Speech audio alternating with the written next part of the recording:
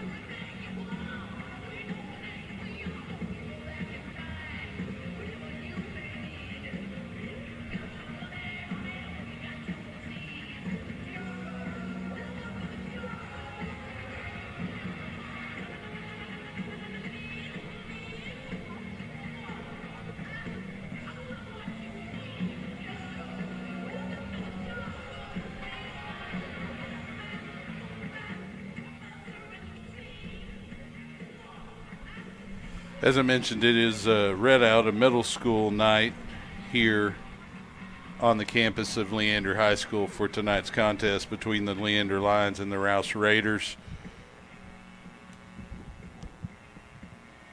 Sounds like we were having a little bit of static.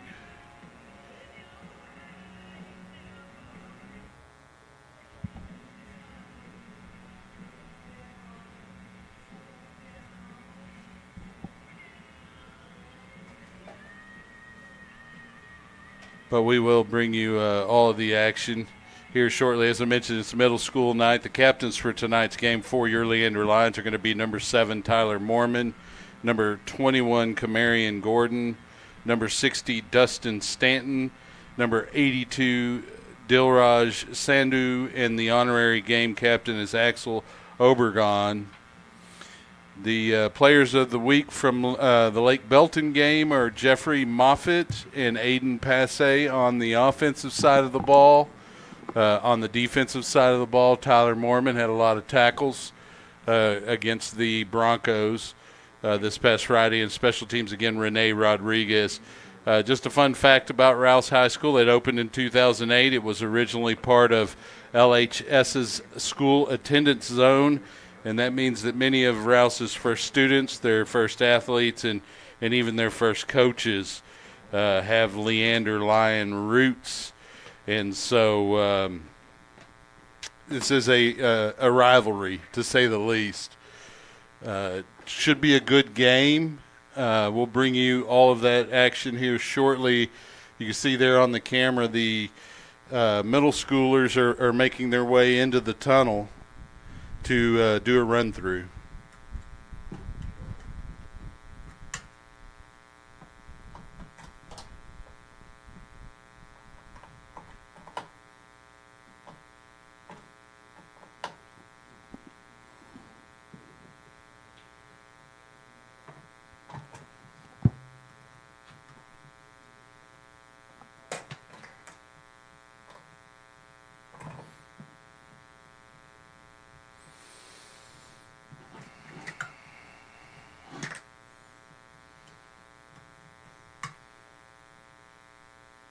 Testing 1, 2. Okay, well, looks like I'm not really sure if that's coming across the stream or not. I think it is just in our ear pieces, but if you are hearing static, feel free to text over and let us know. Look like the static just cut out there for. It's hard to say if that. I think it's a wire for our audio box in our ears, and I don't think that is going over the stream, and it certainly cut out at the moment. So whatever short was in that wire seems to have connected. So real quick, let's run through our sponsors.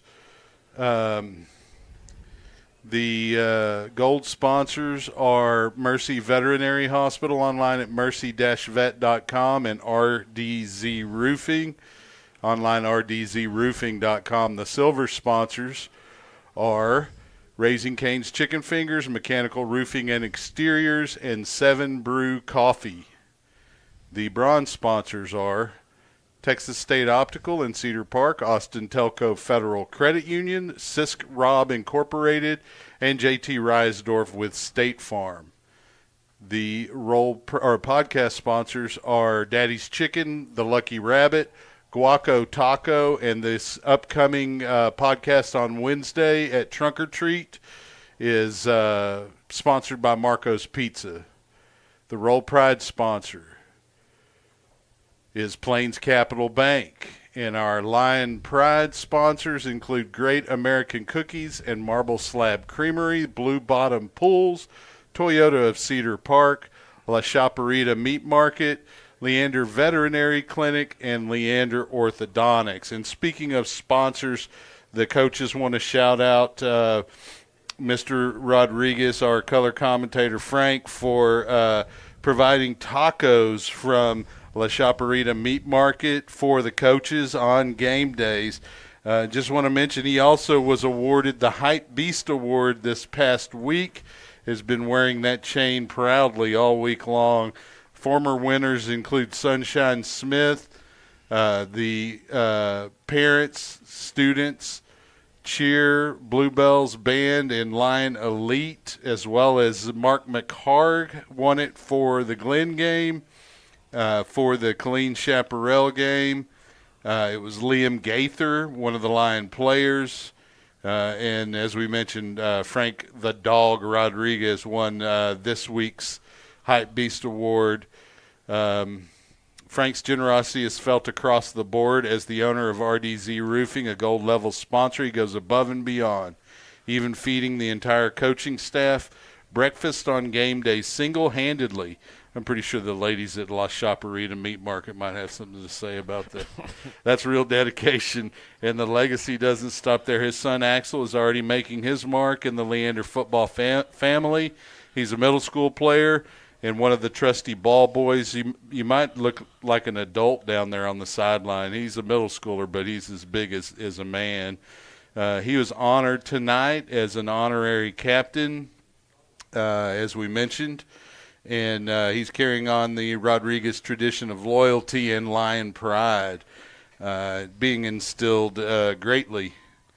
And here comes some of those middle schoolers through the tunnel, future Lions. But we want to thank Frank for always showing up and showing out. Once a Lion, always a Lion. And we just, again, want to thank all of our sponsors. But if you've got some time on your hands and you want to get involved, reach out to the Booster Club, reach out to Coach Price, reach out to Coach Hogan or one of the other coaches, and they can connect you with the individuals to help you participate. We could be using a camera person here tonight. Maybe you don't know camera, but we could have taught you some camera leading up to the game tonight, and you could be here free in the stadium. So we're going to turn it over to the PA for the – I guess they're going to play the school song, it looks like.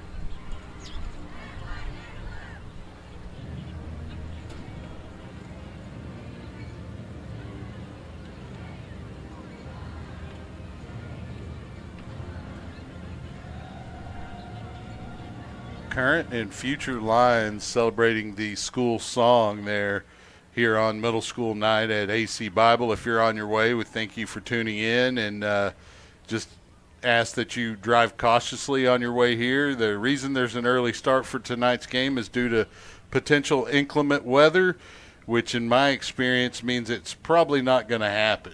But that's kind of I have this thing that I throw on my vehicles to protect them from hail if there's hail in the forecast. And every time I throw that cover on my cars, no hail comes. And so it's kind of that same philosophy. So you're the one that jinxes it. Yeah.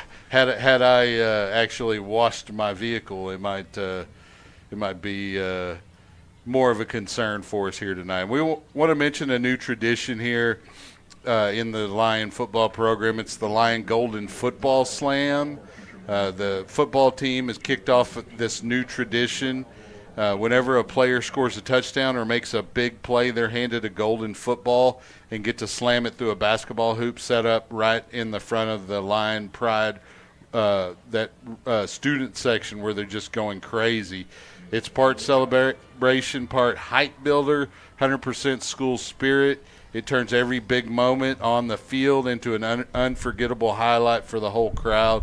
You may have seen the Price is Right video of Coach Price slamming the golden football into the basketball goal at the end of the game against Chaparral. The video went viral, had over 20,000 views, and I'm sure it's still garnering more views. I can't wait to see who will be dunking the basketball, or the golden football, I should say, tonight. Just a reminder, there was no podcast this week, but there is a podcast scheduled for Wednesday, the 29th. It will be in front of Leander High School during the annual Trunk or Treat event. So make sure you bring your family and meet the students from the various athletic groups and student organizations. LHS Cheer will be hosting the Haunted Hallway again. It's located under the stadium on the visitor side. There will be a $5 single entry fee and a $10 fee for unlimited entries. It's a great way to help the cheer team raise money. Last week, the Spirit Night was at Raising Cane's on the 22nd. That was from from 5 to 9 p.m.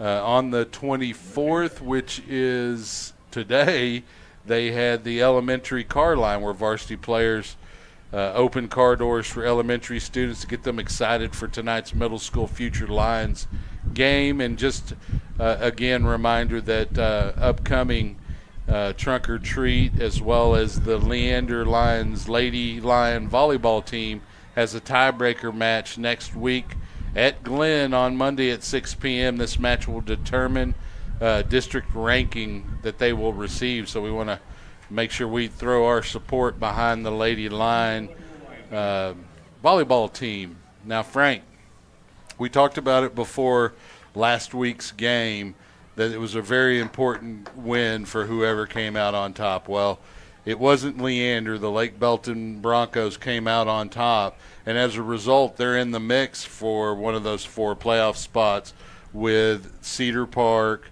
Eastview, and, of course, the leader in district, Georgetown.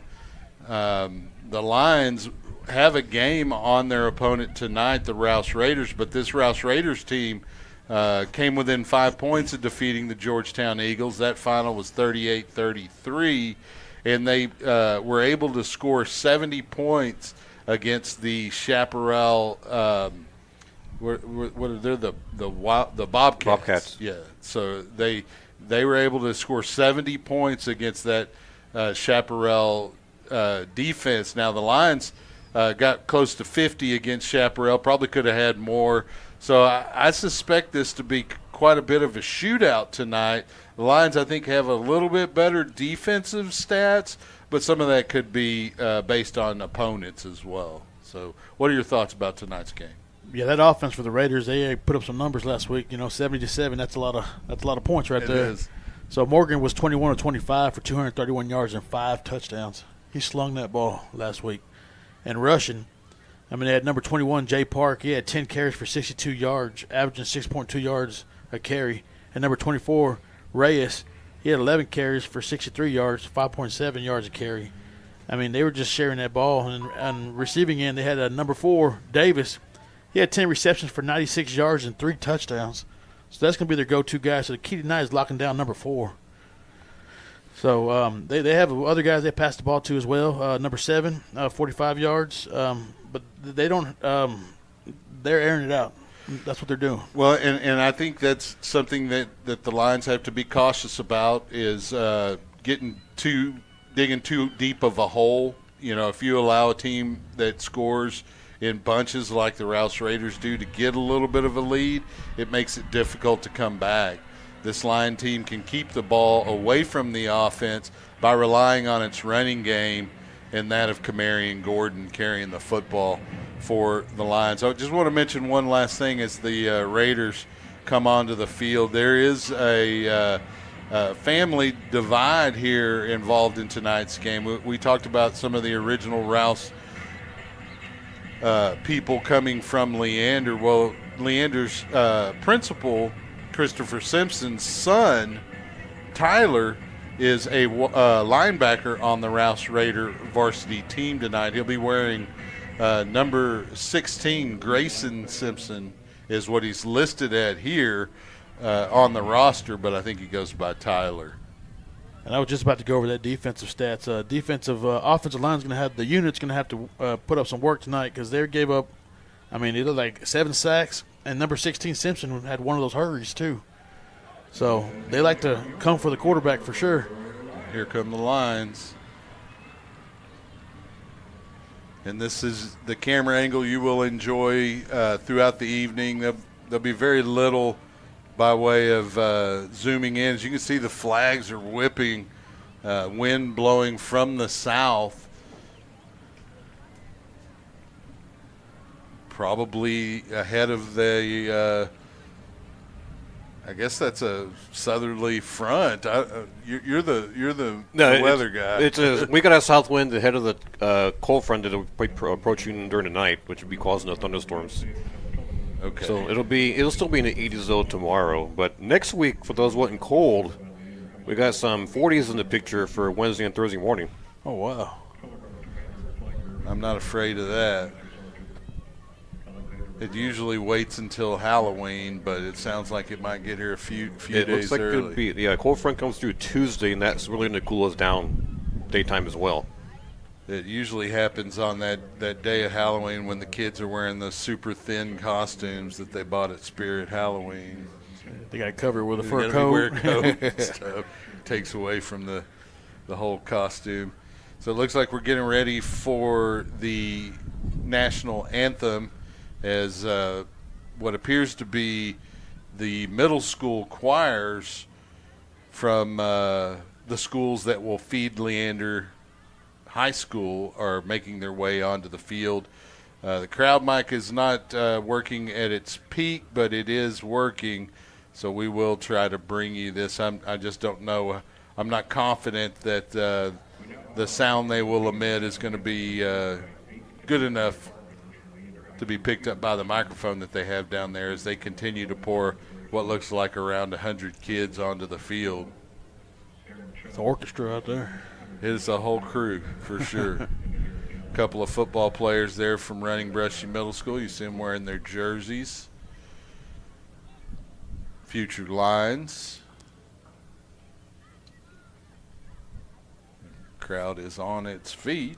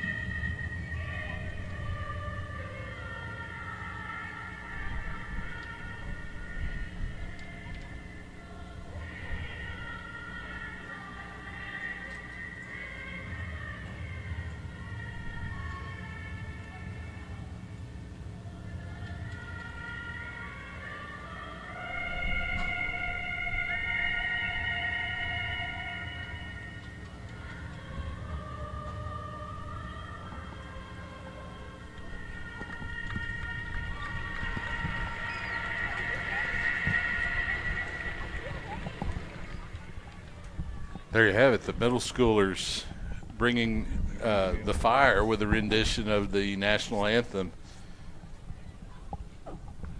So we will be underway shortly. We're going to have the captains come out for the coin toss. As we mentioned, those captains are Tyler Mormon, Kamarian Gordon, Dustin Stanton, Dilraj Sandhu, and the honorary captain, Axel Obergon. Did I say that right? Obergon? Obergon, yeah. So you'll get to see just exactly how big that 7th grader is. 12-year-old. Never stops eating.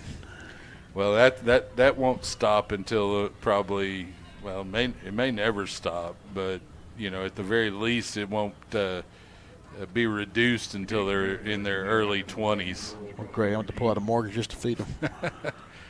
It's amazing what that grocery bill is like when they get into their teen years. My children have now all moved out of my home, and we still will buy them food from time to time, but our grocery bill has been cut by 2/3, easy.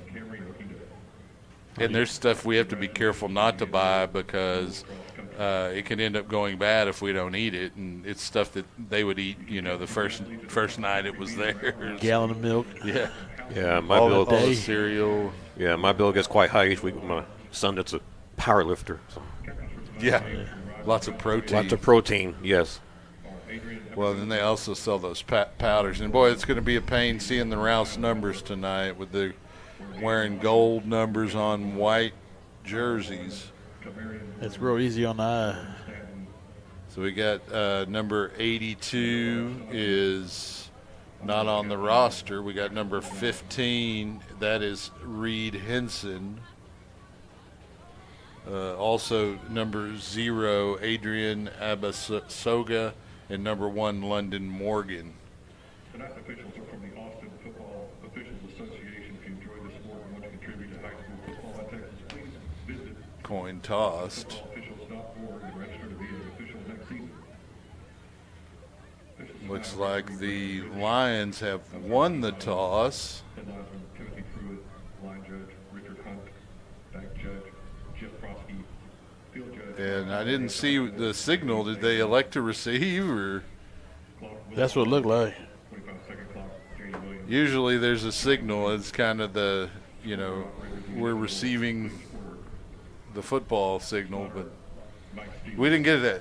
So I'm your announcer, Mark McCarr. Let's that's all right. We'll bring you the action from the booth as we see it. I want to shout out Peter Casimir.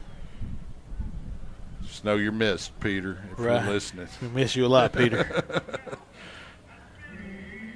I think he did it on purpose. Feeling a little bit neglected. It is a little bit of a lonesome position because as a camera person, you're usually outside of the booth, so you're kind of on a film deck on your own somewhere. I get the same thing from being a sideline reporter down on the field. You're a little separated from the rest of the crew. So Rodriguez will come out, and it looks like the Lions will kick. Back deep to receive for the Rouse Raiders is going to be number 10, Miles Burrell, as well as,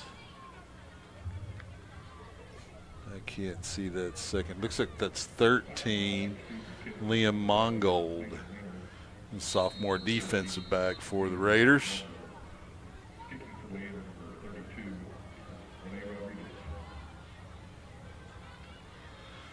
Ready to get underway here on Redout night at AC Bible, middle school night. If you're a middle schooler, your parents, tell them to get you up here. Rodriguez with a nice kick is going to bounce about halfway into the end zone and out of the back of the end zone for a touchback. It'll be Raider football to open the game at the 25-yard line. The Raiders wearing a black helmet this season. They traditionally wear a gold helmet with a red logo. This year it looks like they've gone with a black helmet with a gold stripe and logo. They're wearing white on white with gold numbers outlined in black. The Lions wearing blue on blue with their traditional white helmets. They have white numbers that are outlined in red. Quarterback is senior London Morgan for the Rouse Raiders. He'll take the snap, roll to his left, pass incomplete. But they didn't waste no time right there trying to sling that thing. Yeah, they kind of came with a little bit of a wheel route there. Had a receiver running up the sideline. He had a defender on him. The pass too far out in front of him. So Morgan, again, the quarterback. The running back is going to be Anthony Reyes, number 24. Got two receivers on the near side of the formation with a tight end. There's a snap. There's a fake. They're going to throw a screen pass into the flat. That's completed to number 5, Tyler Casella, and he'll pick up about 10 yards. Make that number 4 on the reception, Auburn Davis, the one that Frank mentioned is a guy to watch for. They had him open there in the flat for a nice 10-yard gain, so it'll be 1st and 10. They're going to hand off straight ahead to the tailback. That's number 24 on the carry, Reyes, for a gain of about 6 yards to the 41. Rouse needs to get to the 45 for a first down. Reyes remains the running back with the quarterback, number 1, London Morgan. Got two receivers at the top of the formation for Morgan. He's going to take the snap. He's going to hand to Reyes. Reyes is going to be tackled by Milne after a short gain of about 3. So it's going to be 3rd and 1, an opportunity for the Lions to try to get off the field here on 3rd down. If they do get a stop, it could be 2-down territory here for the Rouse offense. Rouse looks like they're thinking about doing something, taking a shot here maybe on 3rd and short. If they plan on going for it on 4th, it's a tight formation with a bunch of receivers here on the near side. They hand to Reyes, and he's going to lunge his way over the 35 or 45 to the 46 to pick up the first down for Rouse. There on the stop for the Lions, Chase Milne, number 9.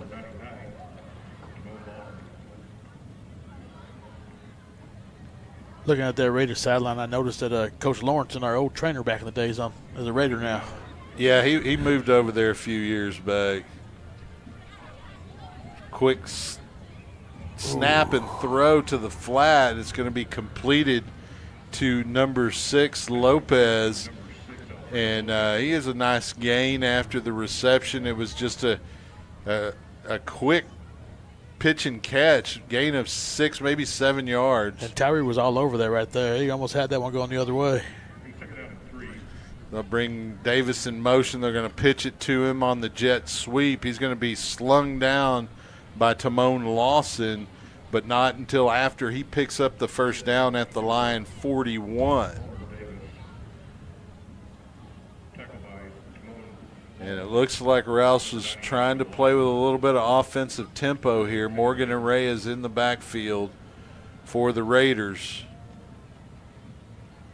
Morgan looking over the defense, takes the snap, fakes to Reyes, looks downfield. Down the seam, pass is complete to Davis. He's going to get dragged out right at the 5-yard line by the Lions' number 24, Tristan Adams.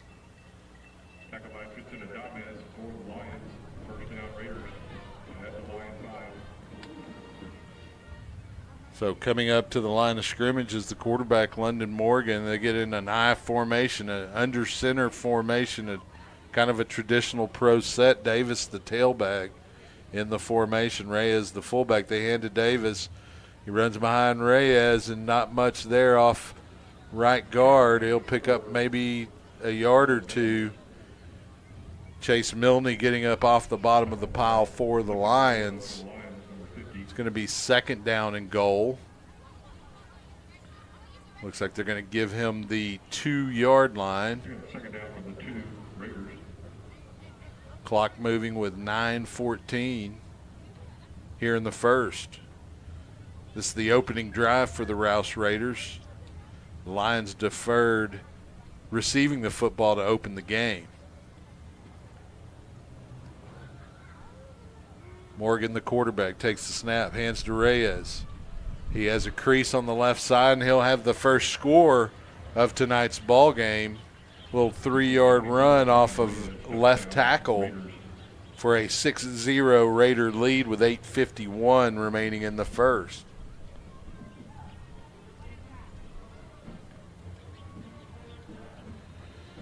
Out to kick the point after is number 25, Matthias Zoka. There's the snap hole, and the kick is up.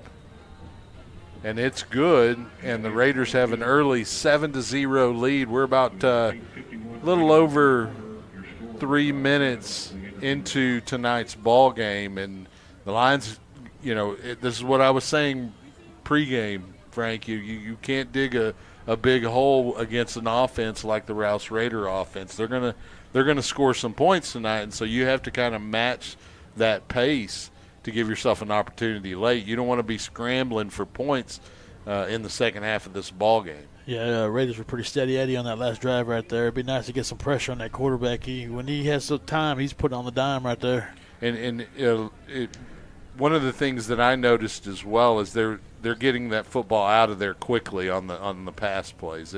He's not hanging on to it for more than 2 seconds. Yeah, Rouse, the 4 district games so far have averaged 44 points a game. 4 district games. Oh, there we go. Yeah, Rouse averages 44 points per game for the district so far. Yeah, they are certainly are at the top offensively of the teams in 8-5A. Back deep to receive the kickoff for the Lions is Isaac Montgomery and Braxton Hernandez. Kicking for the Rouse Raiders. Can't see his number. It's not the field goal kicker. Looks like it's their tight end, Ike Riemenschneider. And it's a squibber. It's going to be covered by the Lions on around the 23-yard line. It looks like that was Michael Arnell, the backup running back, coming up and making that recovery to give the Lions the football at their own 22. It looks like they may give them the 23. The Lions will break the huddle on the sideline. Raiders defense out on the field. Familiar backfield for the Lions with Mason Montgomery at quarterback and number 21, Kamarion Gordon at running back. And, this is where I'm leaning on Kamarion Gordon here tonight, Frank. Oh, no, for sure. Empty backfield. Quick pass in the flat to Isaac Montgomery. He's able to turn that into a gain of about 8 yards. They're going to give him up to the 32-yard line. It'll be make it a 9-yard gain, 2nd down and 1. We noticed out there Liam Gaither's out there. It's good to see him out there running a 2-back set right there. Yeah, he's in the H-back position at the moment. 2 receivers on the near side of the formation for Montgomery, and they hand to Gordon straight ahead. 1st down Lions over the 35 to about the 37. Tackle made by number 69, Lincoln Willwright. Yeah, the unit's getting some good movement on the defensive line right there. And that's something that the offensive line didn't do well against Lake Belton, and you could tell they lost confidence after a little while. And it's good to see them getting off the football and getting a push because it'll give them early confidence. Gordon just to the right of Montgomery. There's the snap. They're going to hand to Gordon straight ahead. And he spins his way out of the first tackler, but not the second. It's going to be no gain on the play. It's going to bring up 2nd down. Cleaned up tackle made by Liam Mongold, the sophomore linebacker. 2nd down and 10 for the Leander Lions. Ball marked at the 37. Gordon, the running back. Gaither at the H-back. They'll bring a man in motion. That's Jaramillo. Montgomery has to scramble. He's tucked it to run. he had full intention on running as soon as he tucked that football. He saw a lot of green on that Rouse side of the field and took it for a gain of about 12 yards and a first down at the 48 of Leander. So you keep the chains moving, you keep the Rouse offense off the field, and you end up with points. And then that's the kind of in my mind, that's kind of the game plan that you want to approach and try to get some turnovers defensively or a stop or two. Bring Passe in motion. Montgomery takes the snap. And we have a timeout from Coach Price right before the snap of the football. So the clock will stop with 7 minutes and 7 seconds remaining here in the first. Have yet to see anyone slam the golden football yet. We're getting there, though. They're steady moving down the field. And if he had about 10 more yards of the sideline over there, he was about to get in that stride, and then there was nobody going to take him down right there. So, well, and I think Isaac Montgomery had a real opportunity there, but they were able to just trip him up at the last second, just that cleat tackle almost. You just tap the heel and cause it to hit the other leg, and they go down. Yeah, it's good to see the Lions exercising their other weapons here on the field right now. 'Cause there's a bunch of them. Montgomery, I mean, he's been a great return man this year. Well, and I also like to see the motion that we've seen. They brought Jaramillo in motion as well as Aiden Passe. And I like that pre-snap movement as long as you don't get two guys moving at the same time, or, those pre-snap fouls can really put a damper on a drive. So 1st and 10 for the Lions from their own 48. Gordon, the running back, to the left of Montgomery. 2 receivers, bottom of the formation. They're going to fake to Gordon, and the pass hits Isaac Montgomery in the hands. He starts to run with it before he's got it, and as a result, the ball's on the ground, incomplete, 2nd down. He had pylon in his vision right there. He did. He saw that seam. He had a lane. He's got the speed that if he could top out that speed, there's no way they're going to catch him. But you got to secure the football before you can run with it. So it'll be 2nd down and 10 now for the Lions. We have a single receiver on either side of the formation with 2 H-backs. They're going to hand to Gordon on the right side. He bounces it outside after the initial hole closed on him. He's able to gain 1 yard up to the 49. And so it'll be 3rd down and 9 for the Lion offense. And we do have a player down.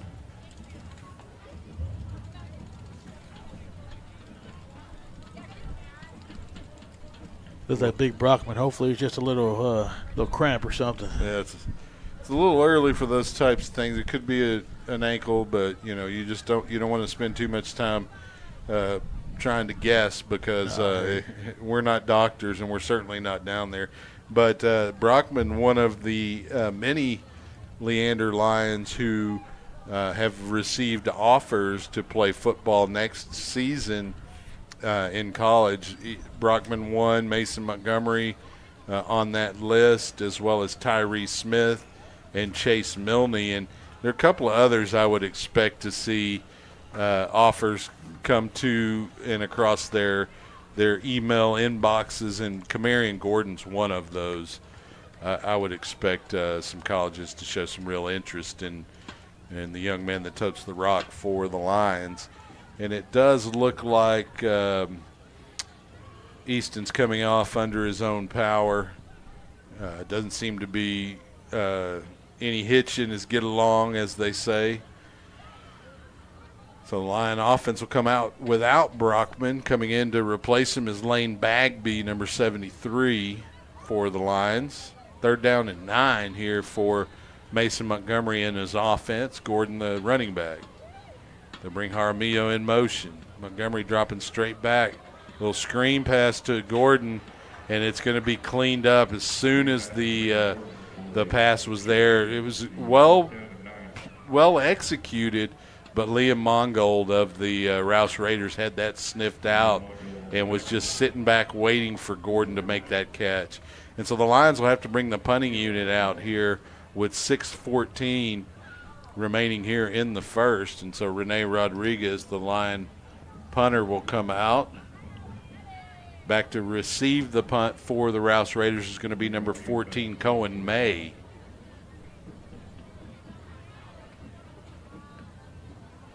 Clock continues to move at 5:53. And we'll have a whistle and a flag. It's usually against the offense and could be a delay of game. We'll see. It is a delay of game.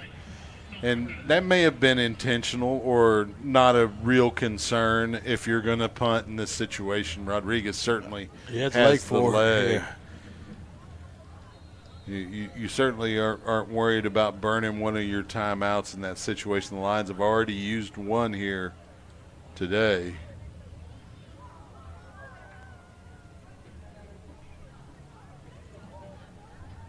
Rodriguez, it's a nice punt. It's going to be fielded.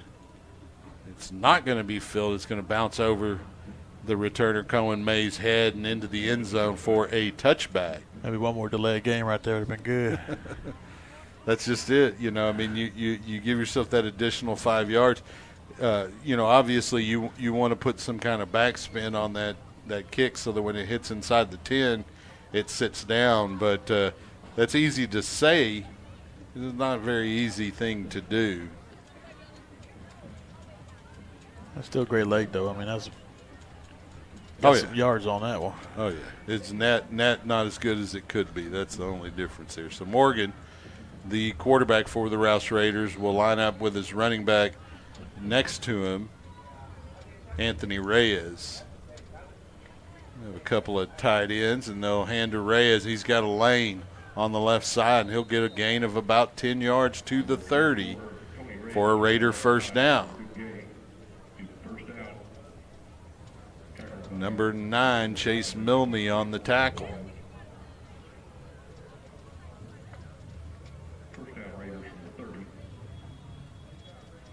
A little bit of confusion on the line of scrimmage here as the box says it's the 30, but the football's on the 31. So,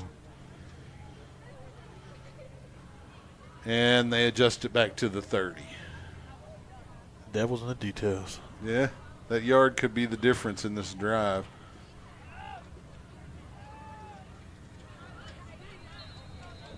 So shotgun formation for the Raiders.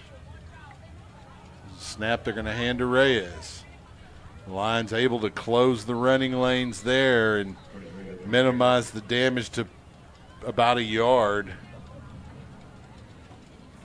Maybe a little less than that. That was Cordova right there. Big old anchor in the defensive line right there, plugging that running hole up. We need to get more of that. The key goal of that nose is to anchor there and prevent anything from coming in the middle. Morgan rolls to his right. Passes complete in the flat, real close to the line to gain, about a yard shy. That receiver, Gavin Gaston. And so it's going to be 3rd down and 1. I don't know why they're moving the chains. And now the head linesman is going to make them move it back. They needed the 40 for a first down and did not get that. They got to the 39. They're being a little generous today. Well, and, you start the game early because you want to beat the weather, and then stuff like this is happening. It's a little wrench in the system. Kind of defeats the purpose, right? 4:21 remaining here. 7-0 lead for the Rouse Raiders. They have the football. London Morgan, the quarterback, with Reyes, the running back, just to his left. 2 receivers stacked on the wide side of the formation for the Raiders.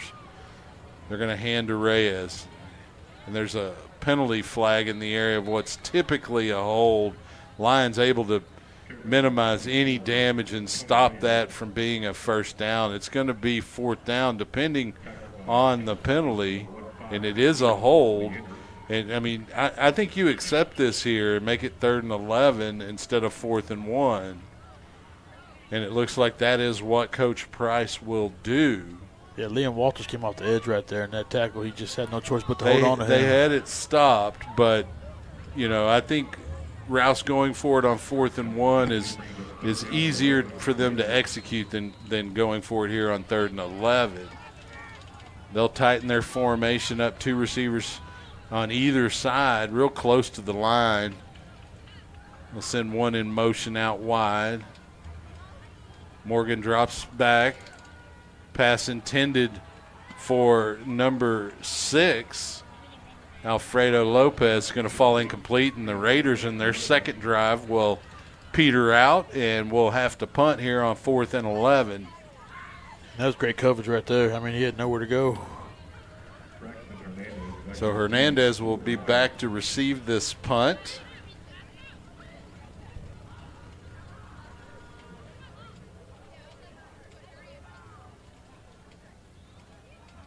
It's Ike Reimenschneider to punt.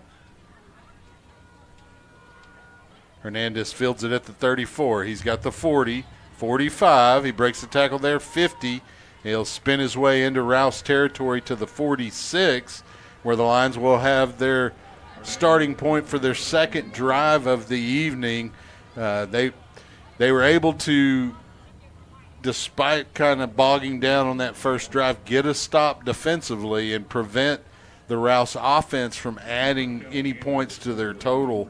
And now's the second opportunity to try to get back up into the end zone and match the score here. Yeah, it's good to see the Lions getting their bearings down on the Raiders offense like that. That's exactly what you need right here. Yeah, whatever adjustments they made, they worked on that series. So Gordon, the running back to the right of the quarterback, Mason Montgomery. Play clock now moving. There's the snap, fake to Gordon. Montgomery drops back, rolls to his left, tucks it. All kinds of pressure there from the Raiders. And they're going to say a fumble occurred. Looked like he was down. It's a long discussion here. We'll see what the referees say.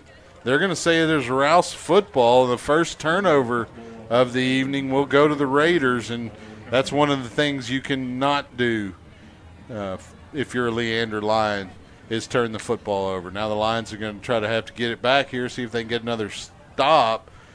Things really haven't changed much in the last few plays other than, a little bit of momentum shifts back and forth. So the Raiders will come out in formation. They'll have 2 backs. Defense able to come out for a little water real quick. Yeah, that's it. So the quarterback looking to throw. And it's Morgan, scrambles, has a man open. That's complete to number 7, and he'll have a score on the far sideline. That's Peter Metis, the senior wide receiver, coming across the field on kind of a deep post pattern. And on the run, London Morgan able to find and connect with him for the score. And that's tough right there. You go from possibly tying the game up to 14-0 the other way. Those turnovers can hurt you, and you want to flip the field if you get one of them. Zoka to attempt the point after for the Raiders.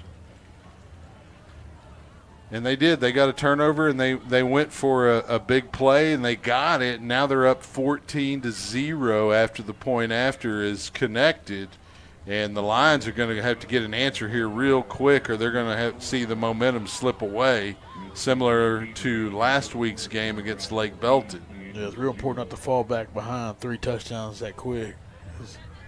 It's all downhill from there if you don't put a plug on it. You're going to – the Raiders' offense is going to score more points. They're explosive. So you're going to have to get some points to be able to stay in the ball game with them. And we'll see what the Lions have by way of response here to the Rouse Raider big play after the turnover. I'd have to go back and look at it, but It looked like Mason Montgomery was on the ground. I thought he was the down ball too. came out, but he could have rolled on top of a player and never, technically went down. But we definitely can't fall behind on a turnover battle. No, and at this point we are behind. So at this point you just want to get points on this drive, eat up as much clock as you can, get the confidence back up and going, grab some momentum. So Ryman Schneider to kick off for the Raiders. It's going to be fielded by Isaac Montgomery at the 15. He's at the 20, 25, 30, 35. He's going to be out of bounds right at the 40-yard line. So the Lions will have good field position here to open their third series of the evening, still looking for their first points of the night. And quick score update. Cedar Park is rolling right now against Lake Milton, 15-0 in the first. That's, of course, the Lions' opponent next Friday on Halloween over at Gupton Stadium. That game could be huge depending on the outcome of this game. It could certainly have playoff implications if the Lions can come back in tonight's contest.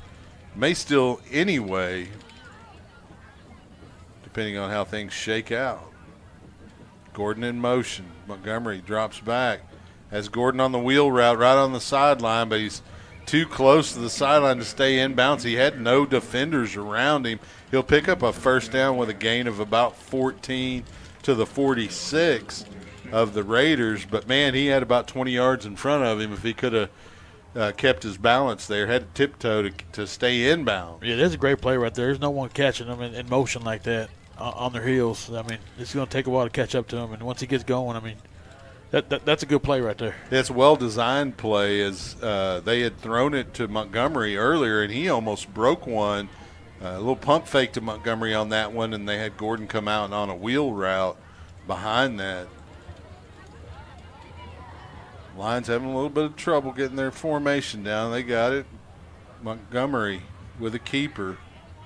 He's going to have no gain on the play, maybe a yard. Looks like it's just going to get back to the line of scrimmage. Number 13, Liam Mongold on the tackle for Rouse. Clock stops with Montgomery stepping out of bounds with 2:57 remaining here in the first quarter.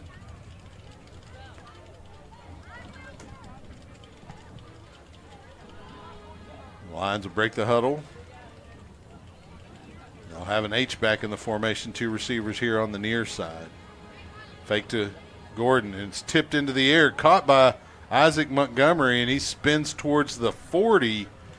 So what looked like it could have even been a turnover turns into a gain of about 6 for the Lions. That was his makeup for that last one right there. That was nice concentration right there. Right, you drop an easy one, but that one right there, you're able to wrangle it in. Yep. That's just a rebound for him right there. Yeah. Well, and a lot of it does come down to concentration and whether or not you've got a lot of time to think about what's about to happen, whether or not it's a reaction. So they'll bring Montgomery in motion. Mason Montgomery takes the snap, rolls to his right. He's got pressure backside, throws a completion to the 30. That's Aiden Passe, and he'll carry it inside the 25 to about the 23 where he is tackled by Elijah Carprue. That was great concentration right there. I mean, he had the herd coming at him, and he stayed in the pocket, kept his composure, put one down the dime. Well, and I know he throws well on the run, but he had to come across his body with that throw, and it was very accurate. I didn't even see Aiden Passe, and Mason Montgomery did for a first down. Ball now at the 23. Montgomery takes the snap, hands to Gordon. He makes the first man miss, and he'll lunge inside the 20 to about the 19. Little sweet feet right there. A gain of about 4 yards for the Lions. They'll bring up second down and 6.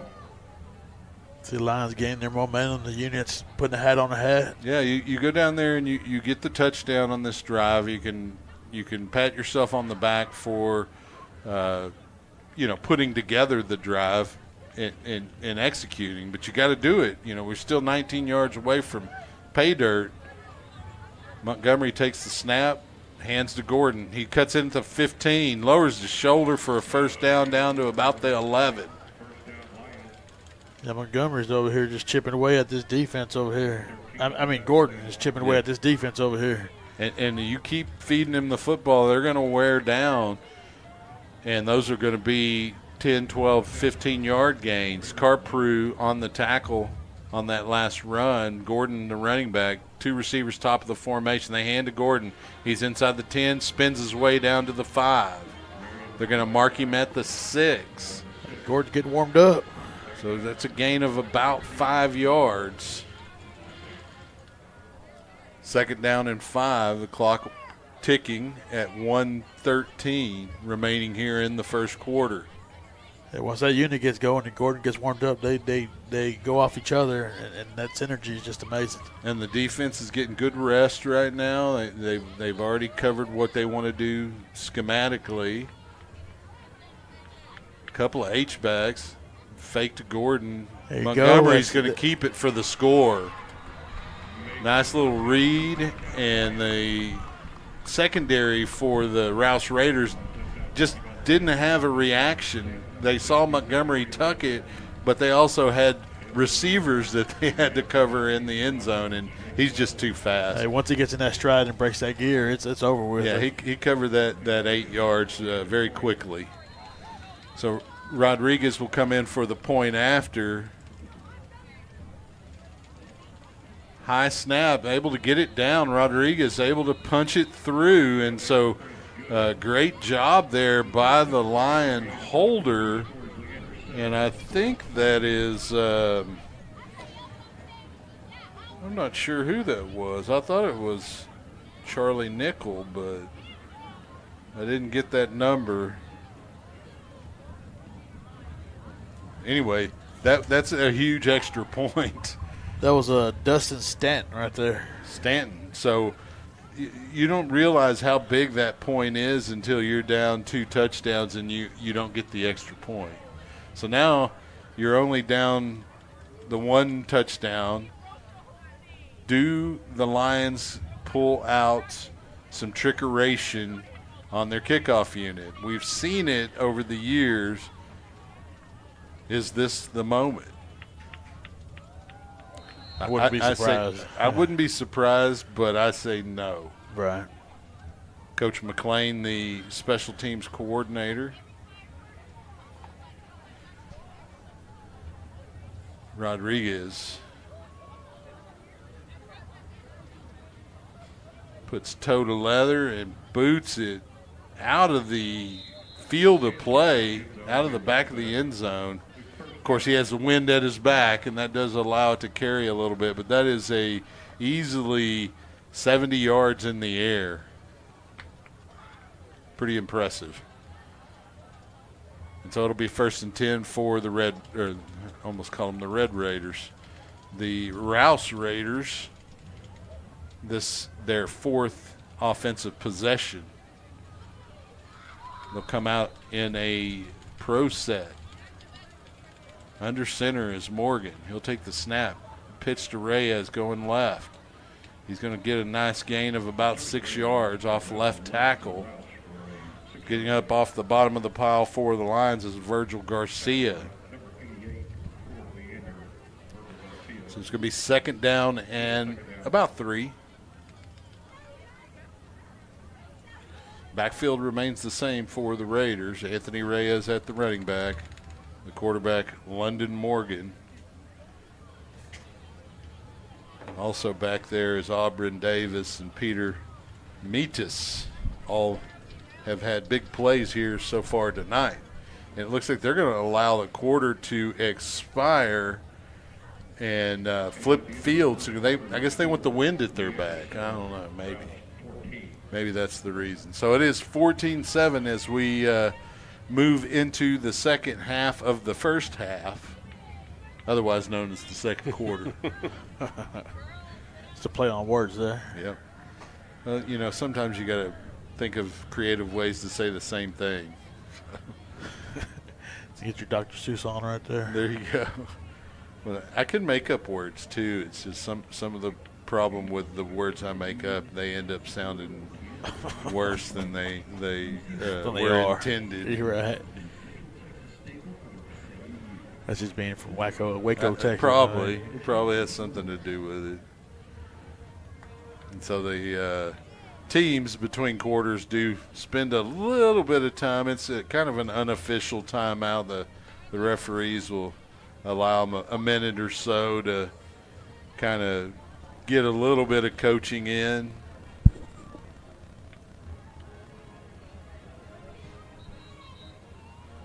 And you hear the white hat blow his whistle a couple of times. That's to tell the teams, hey, wrap it up.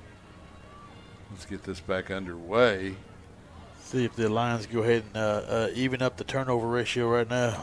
That is an area that would be quite beneficial to the cause here, to get a turnover of some kind, whether that is a fumble or an interception. I don't mind. I'll even take just a couple of negative plays and a punt. Yeah, get some pressure on that quarterback right there. If he gets too much time, he's pretty lethal. Well, I'd like to see the confidence continue on the defensive side of the ball. The Lions able to get a stop of the Raiders in their last series, or 2 series ago, rather. So Morgan in a shotgun will bring in motion Mietis, and he'll roll to that same direction. Try to throw it to him on the sideline, and it is a completion inside line territory to the 40. Kind of that wheel route on the sideline. And that actually went to Auburn Davis. It wasn't Mietis on that reception. Mietis was in motion.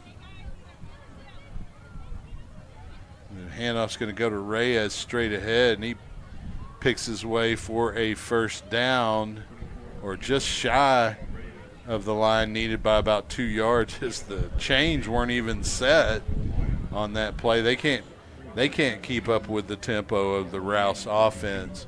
Clock continues to move at 11:26. Reyes, the running back, 2 H-backs in this formation for Morgan. Takes his time looking over the defense. He'll send one of those H-backs in motion. They're going to hand off to Reyes.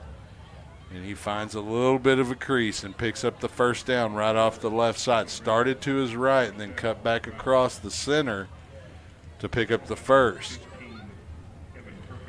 Ugo in on the stop for the Lions, but the Raiders will have a first down at the line, 27-yard line. Got to get a stop here or force a field goal attempt. Reyes, the running back, beside Morgan. 2 receivers top of the formation for the Raiders. They're going to hand off to Reyes. Big hole. Oh, man. He's at the 15. He's going to get drugged down right around there by number – that was Nick Winton on the stop. The Lions are going to do something about that A-gap right there. It just seems to just be wide open right there. You'd like to see them close that up and attack it.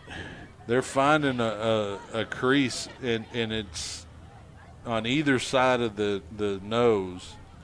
And then Reyes is bouncing it outside after he gets through the line of scrimmage. They're going to pitch this one to the Jets sweep back. And that is going to be number 6, Alfredo Lopez. He's going to get tackled by Tyler Moorman and a whole bunch of Leander Lions, but he still picks up about 6 yards to the 9.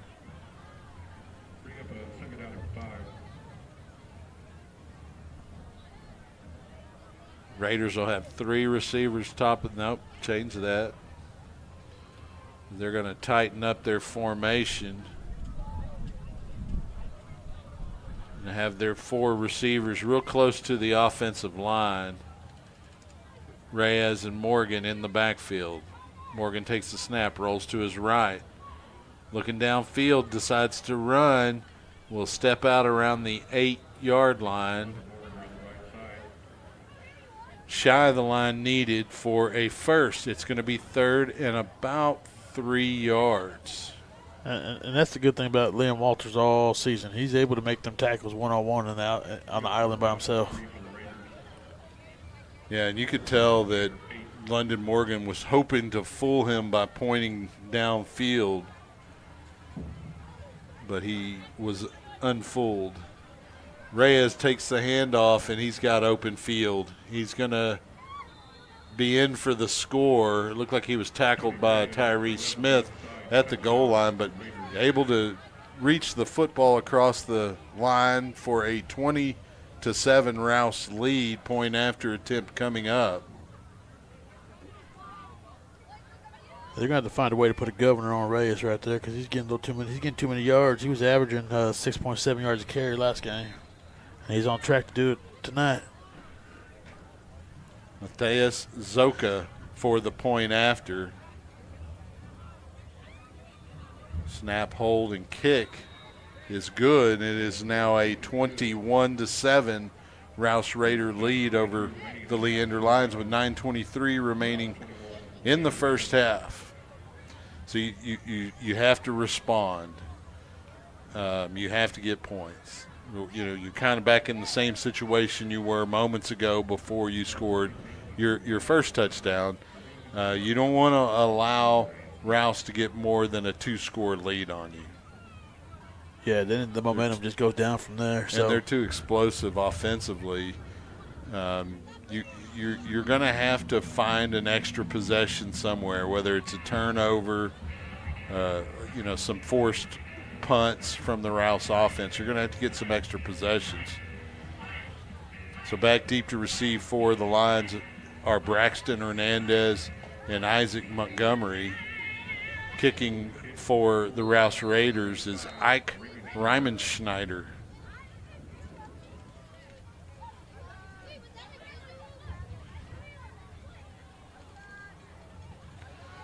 Kind of a high floater.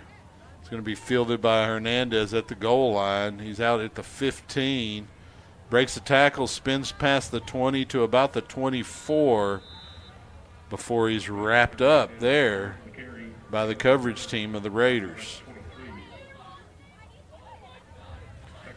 So the Lions got about 77 yards to negotiate here. They got 9 minutes and 12 seconds to do so.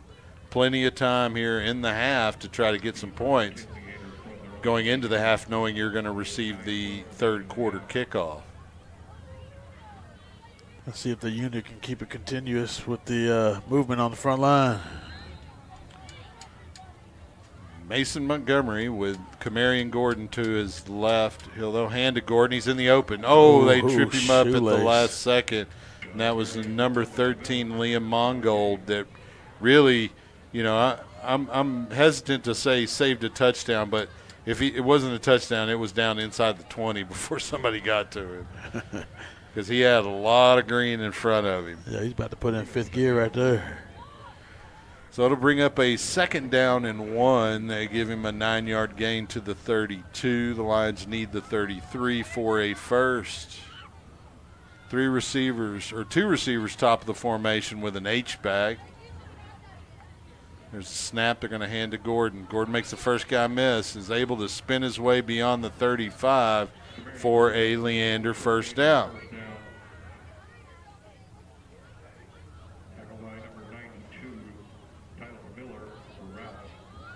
Yeah, again, Gordon's doing a great job of just hammering that defense right now.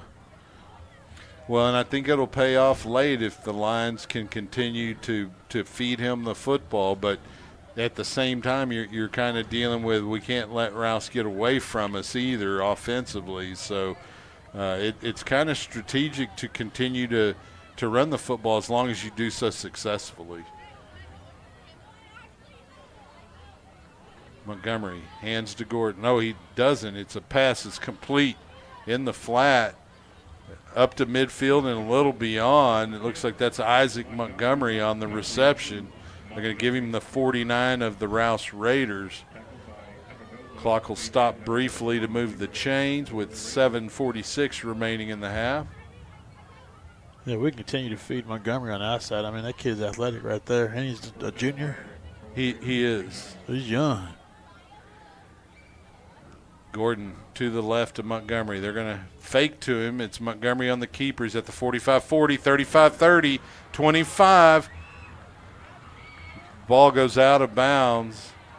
They're going to say it was a fumble that stayed in bounds, and it is Rouse that recovers it on the 11-yard line. That's tough right there. Yeah, it's hard to see from there, but Montgomery had a defender come down across the ball. They saying the defender batted it from going out of bounds, but I mean it looked like he stepped out of bounds and then touched the ball. So I mean that's tough right there. Yeah, they're going to need to talk about that one. They're continuing to discuss it, but it has been ruled to be Rouse football on the turnover, and that is a huge break if you're a Rouse Raider fan, and probably the last thing you could hope for as a Leander fan, other than maybe a pick six or something. So London Morgan, the quarterback, with Reyes, the running back. They bring a man in motion. Morgan drops back. Reyes on a wheel route. The pass a little bit too far in front of him. He's going to fall incomplete. That'll stop the clock with 7:15 remaining in the half. There defensively was Tyler Mormon for the Lions. Yeah, too bad we don't have instant replay over here. That would have been nice right there. I'd have Coach Price throw the flag out on that one.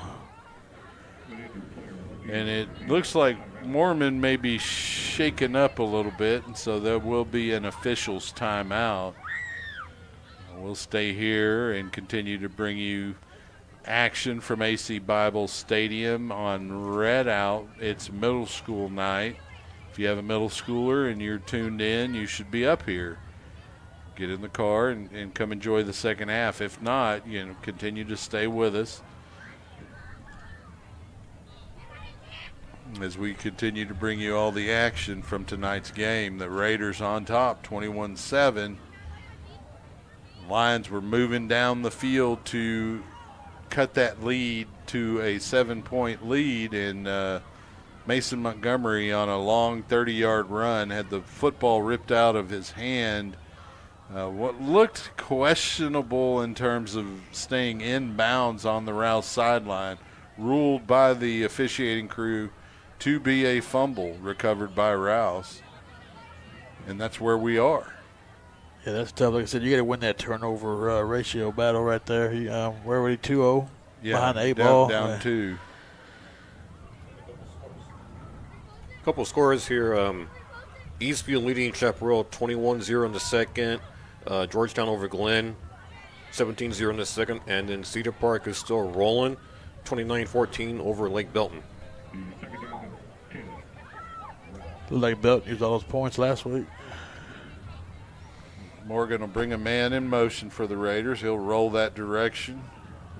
Has some pressure. There you go. Has to scramble back into the end zone. He scrambles all the way to the opposite side of the field. Tucks the football. He's got a lot of green. We had a penalty flag thrown as he steps out of bounds around the 40. And 2 penalty flags thrown. These are more than likely going to be illegal blocks. So that play will likely come back. The Lions were able to get pressure on London Morgan, but he used his legs to run out of that and would have had a first down plus about 10 more yards, but a couple of penalty flags thrown in right about the time he got to about the 32. So I'm not sure if that's a spot foul or – because if it's a spot foul, which looks like it is, they're going to still have a first down. Oh, no, wait, it's a 15-yarder. So it looks like it's going to be marked at the 20. The 22 is the line to gain for a first down. I guess it's going to stay second down. Handoff to Reyes, and he's going to pick up the first down behind his right guard. Evan Perkins on the tackle for the Lions. Tackled by number 11, Ivan Hugo, for the Lions.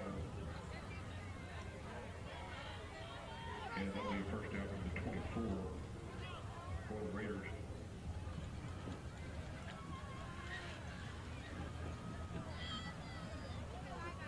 The Lions are going to have to find a way to stop Reyes. Well, it looks like they pulled him out of the game, so that'd be one way to There do you it. go. Morgan looking to throw. Able to complete it. Little bit of screen pass. It looked like he was trying to throw it away, but instead he's able to complete it to Mietis for a first down up to the 40. Make it the 38. Clock continues to move with 6:05.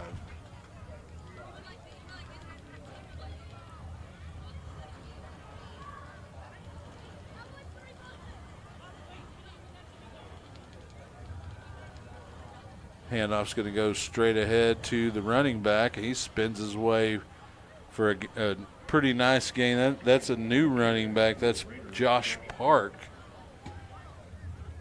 He picks up a first down on his first carry of the evening. Ball now at the Raider 48. Reyes back into the game for Rouse. Yeah, Park last week, it was 10 carries for 62 yards, so he was equal to Reyes on the load on that one. Morgan takes the snap, pitches to Reyes. He cuts back behind his center and picks up a nice 12, 15-yard gain to the 39 of Leander. Clock will stop with 5:12 remaining in the half to move the chains.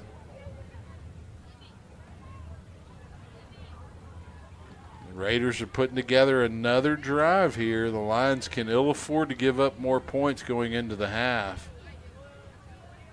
Reyes will be the running back to the left of the quarterback, London Morgan. They'll bring a man in motion. They're going to hand to that man on the jet sweep. That was number 4, Auburn Davis.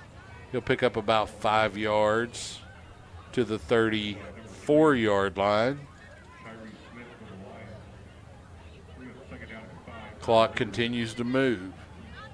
4:30 remaining in the half. The Lions are going to have to find a way to get the ball back right here or stop. Morgan takes the snap, drops straight back. It's a screen to Davis. Number 22 for the Lions on the stop, Connor Krebs, but not until before he picks up a first down.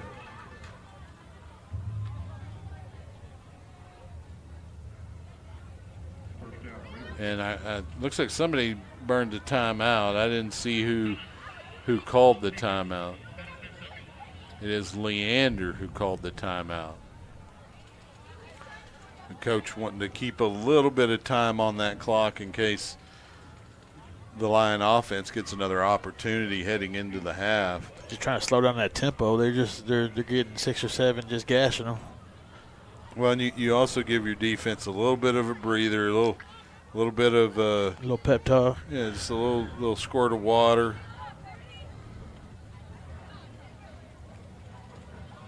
The Lions are far from being out of it. They just need to get a stop right here, get a turnover. Considering the momentum has been with Rouse for really the entirety of the first half. They had the time of possession too. Yeah, I mean a couple of plays here in the next few plays, and this could be a different looking ball game, one way or the other. So, who's it going to break for? Is it going to be the Rouse offense, or will the Lion defense make a play here? Coming out of the timeout, 4:09 remaining in the half. Reyes, the running back, to the left of London Morgan. Lions running a 4-man front. Morgan looking to throw. He's pressured by Lawson. He's able to scramble out and pass intended for Davis incomplete. And that's what you want to do right there, pressure him. So he has no choice but to just run out and throw the ball. That incompletion will stop the clock with 4:01 remaining. It'll be 2nd and 10. Raiders out in formation. Tell you what, Lawson gets to moving for a big boy right there. Got on them skates and Was hungry. It's hard to catch guys named London Morgan. I hear you on that. So they'll bring a man in motion. And then we're going to have a stoppage. Did they even blow the play? So they do now start the play clock. I don't know what was going on there. 3 receivers. They'll bring Mietis in motion. Morgan's pass is complete to Reyes out of the backfield. He's going to have enough for the first down to about the 16-yard line. Clock will stop with 3:53 to set the chains, and it'll start moving again. Raiders with another set of downs here.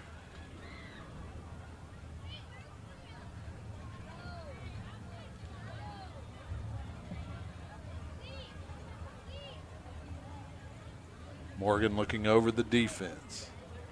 Takes the snap, hands to Reyes. He breaks 1 tackle, but not the second. He'll pick up about 4, maybe 5 yards. Virgil Garcia on the stop for Leander. 2nd and about 7.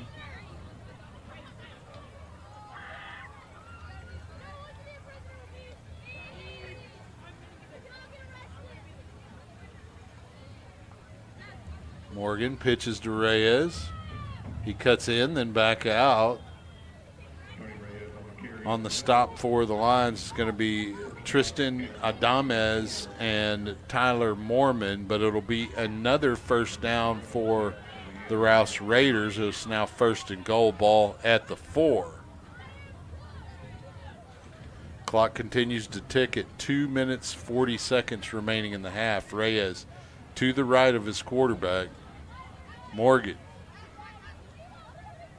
Could be a free play. It looks like there's a stoppage by the officiating crew. The Lions had come into the neutral zone. I didn't see if there was any contact. Usually they'll allow that play.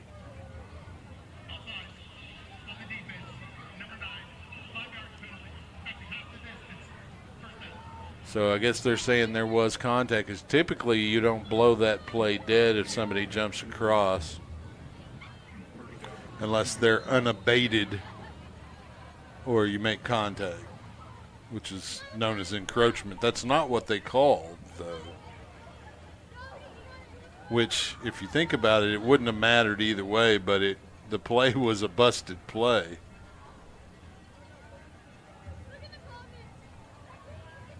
Reyes will line up to the left of Morgan. There's the snap. Morgan follows Reyes to the left, and he'll walk in for the 4th touchdown of the Rouse Raiders this evening. Score now 27-7,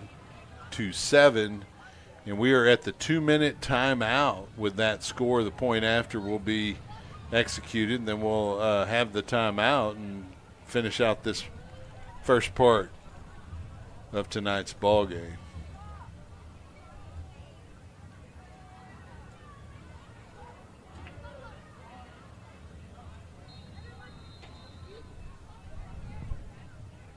Zoka in for the point after attempt. Snap, hold, kick is up. And it's good. It is a 28-7 Rouse Raider lead with 2 minutes remaining in the first half.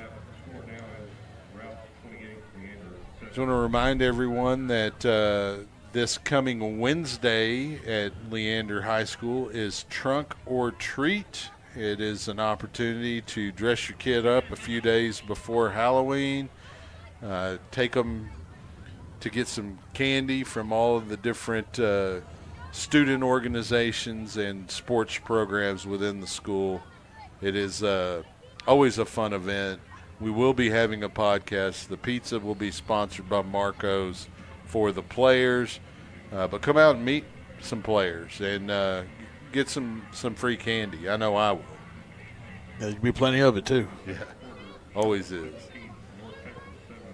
The sweets are the best part. What's that? The candy and the sweets is the best part. Yeah, I know. My dentist would argue otherwise, but I never listened to him. It's hard to eat steak without teeth. Yeah. You cut it small enough. Reisenmacher to kick off for Rouse. It's going to be fielded. No, it's not going to be fielded. Montgomery will allow it to go out of the back of the end zone. The Lions will have it on their own 25. Yeah, so the Lions have no problem moving the ball. It's just the self-infliction.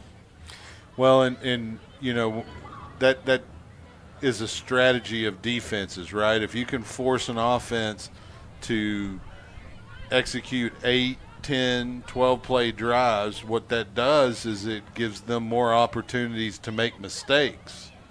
And we've kind of seen that happen to the Lions here tonight. Like you said, they've moved the ball well. But when you get 6, 8 plays into the drive and something bad happens, it's tough. And we've seen the Rouse offense be explosive. So their plays, their drives have been just a few plays. Montgomery looking to throw. Pass is complete. That's to Hernandez. He'll get out of bounds at the 39-yard line for a first down. Leander. Only 8 seconds burns off the clock on that play. That was a great ball right there. He put it right on the money. Yeah, I think if you can go into the half with a touchdown here, you certainly have wrangled some of that momentum back. And given that you were going to get the football to open the third, you certainly have something gained a little morale. Yeah, you can point to. Montgomery rolls to his left, sets his shoulders, turns, throws. Almost intercepted, intended for Isaac Montgomery.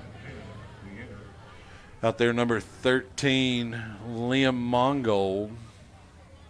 I guess we're going to be seeing his name for a few years. He's made a lot of tackles as a sophomore linebacker. Looks like he's playing safety. They've got him listed, though, as a linebacker. Lions will break the huddle with 1:46. Montgomery with Gordon in the backfield. There's the snap. They're going to hand to Gordon. Gordon makes a man miss over midfield up to the 48 of the Raiders for a Leander first down. That'll stop the clock with 1:39 to move the chains. It's winding again. Lions will have 3 receivers top of the formation here for Montgomery. There's the snap. Montgomery looking down the right sideline. Decides to throw it away as far out of bounds as he could. He's able to get it beyond the line of scrimmage. He was out of the tackle box, and so that'll stop the clock on the incompletion with 1:23.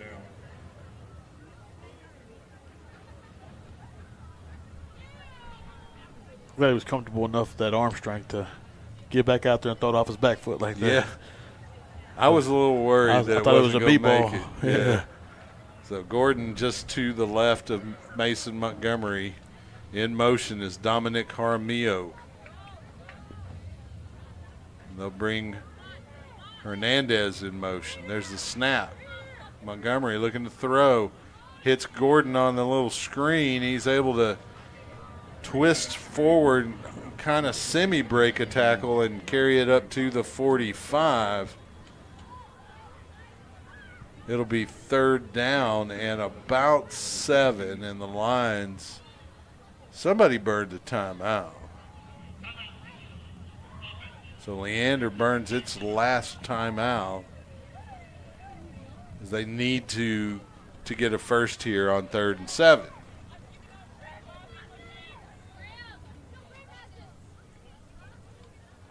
I wouldn't mind seeing that wheel route again. Like I said, I don't know who's keeping up with Gordon when he's in motion like that. Yeah, I'm not sure they would have adjusted at this point. Maybe. It could have also been a missed assignment. Usually the wheel route will fool a defensive back because of the delay in the route being run, and usually it's coming up behind some routes that have cleared that area out. It's a smart play if you can execute it.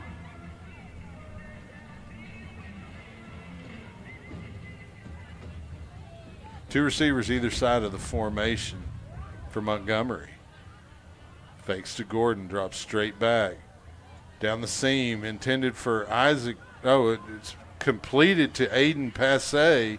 And it'll be a first down Leander. That'll stop the clock with 59 seconds.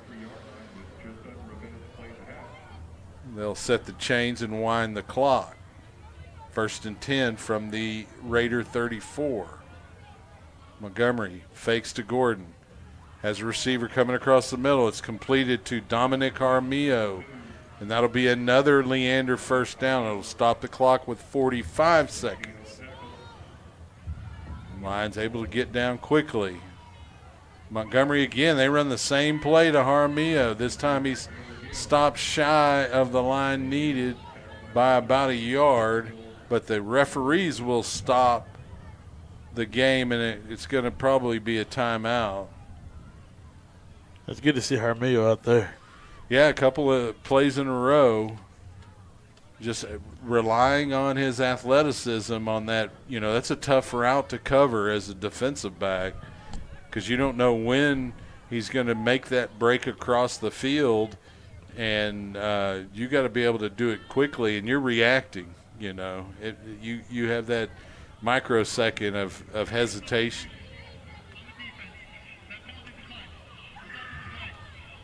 So it was a penalty flag.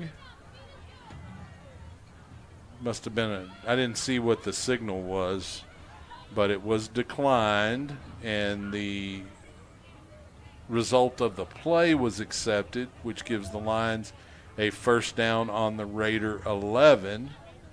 Really need a touchdown in this situation to go into half with some confidence, knowing you're going to get the football back to open the third. So we got Montgomery, Hernandez on the top of the formation, Jaramillo and Aiden Passe here on the near side of the formation at the wideouts. Mason Montgomery and Camarion Gordon in the backfield for the Lions.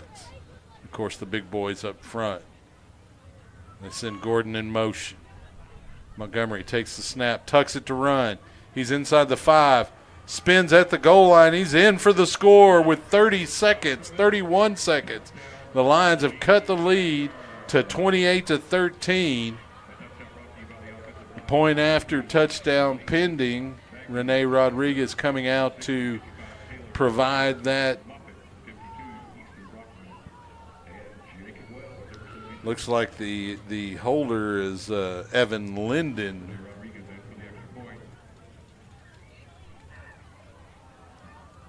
Snap and holder down. The kick is up and good. And so it is 28-14 with a little over half a minute remaining here in the first half.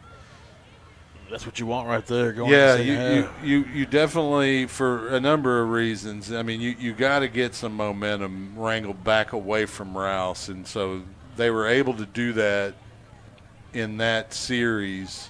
They were able to do it in under 2 minutes. Really, they did it in a minute 29 to be exact. They moved the football 75 yards for a score. Now, you got to get a stop here. You know, now I wouldn't advise now to be the time to kick an onside. You only have a half a minute. You got no timeouts.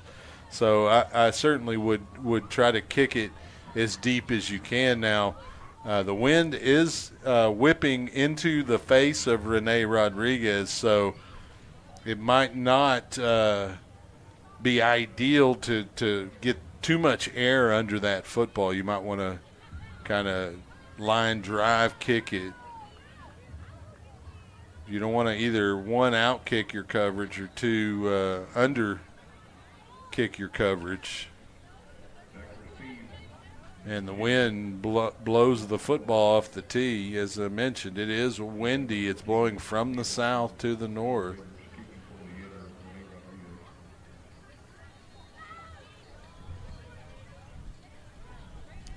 So the kickoff after the Lions' second touchdown. I would expect a pooch kick here. And that's what we get. And the Raiders will recover it on their own 30-yard line, where they'll have the football 1st and 10 with 28 seconds remaining in this first half.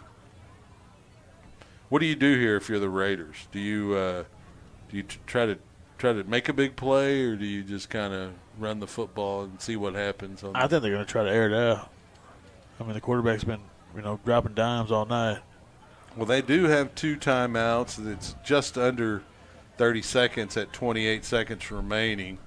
You get one big play here, and then, I think you increase the tempo and see if you can get points. But I know I said it before, but it would be a great time for a turnover right now.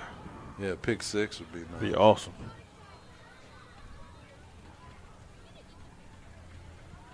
London Morgan takes the snap. He's going to hand to Reyes straight ahead.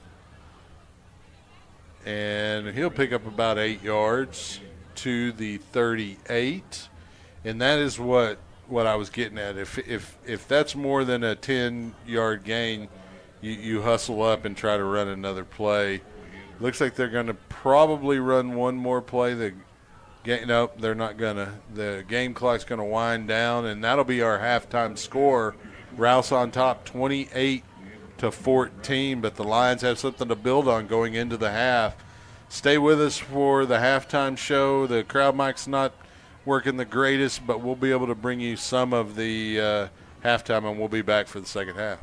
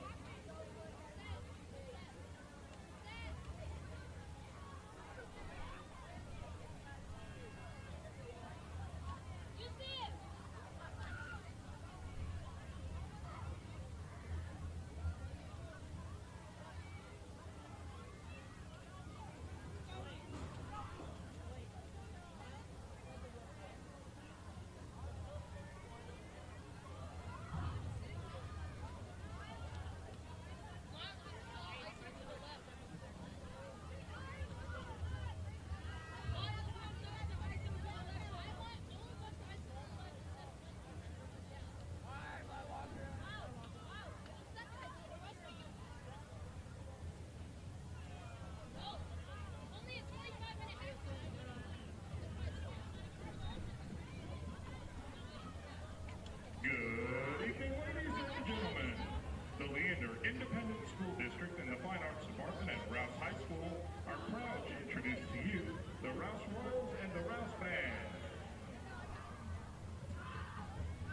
Rouse Royal officers are Second Lieutenant Lexi Seacrest, Second Lieutenant Haley Searles, First Lieutenant Sophia Garcia, Second Lieutenant Ava Hodges, and in the center, Captain Aikman Lee. Social officers are Social Vice President Alexis Frank and Social President Leah Yanes. Royal of the Week is Parker Long, and Spirit Girl of the Week is McKenna Hartnett.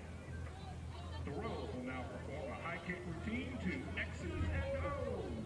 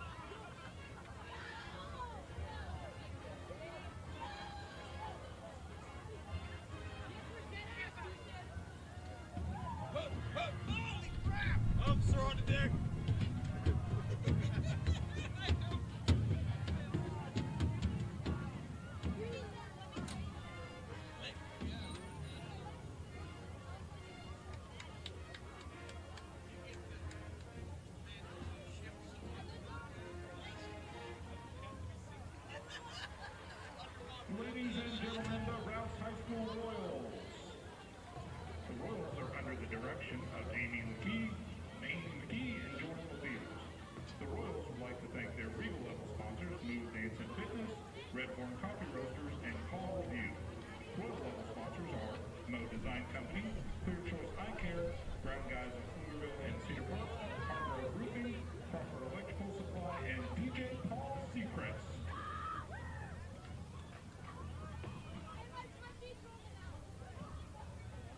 Good evening, ladies and gentlemen. Leander Independent School District and Rouse High School proudly present your Rouse High School Band and Visual Ensemble. Woodwind students Louis Carr, Carolyn McWilliams, and Tanya Kale. Brass students Louis Carr, Brody Corday, and Colin Ackerman. Percussion student of the week is Naomi Brown. VE students of the week are Adriana Suarez and Chris Engel. Production student of the week is Devin Jones. Thank you for always defining excellence through the Rouse Band way, every day. Tonight, for your entertainment, Rouse Band is proud to present their 2025 production, The Little Space. Features the music of Verdi, Bruckner, Viet Wong, and Mahler.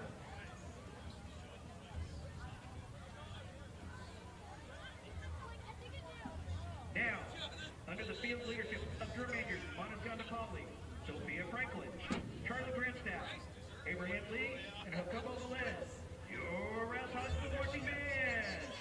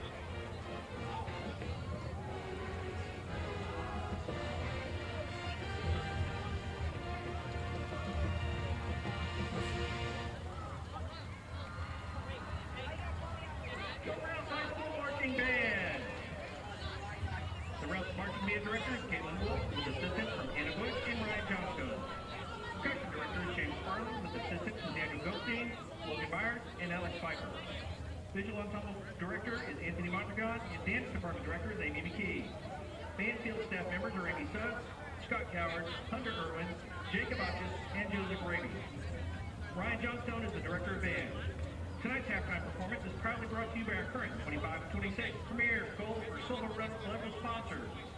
Austin Sign Company, Need Heavy Today, Paul Astrology, J. Roth Designs, Rapid Fundraising, Twin Sceptical Designs, United Rentals, Perch Dentistry, Terry McDaniel and Company, Mark Woodson Miller, LLC, Craigos Pizza Balcones, Culver's, Eli Valentine and Reed, PLLC Injury Attorneys, Milo Chiropractic, Neurofeedback Counseling and Assessment Services, South Star Bank, and Wilson Roofing. We appreciate your continued support of the Rouse Band.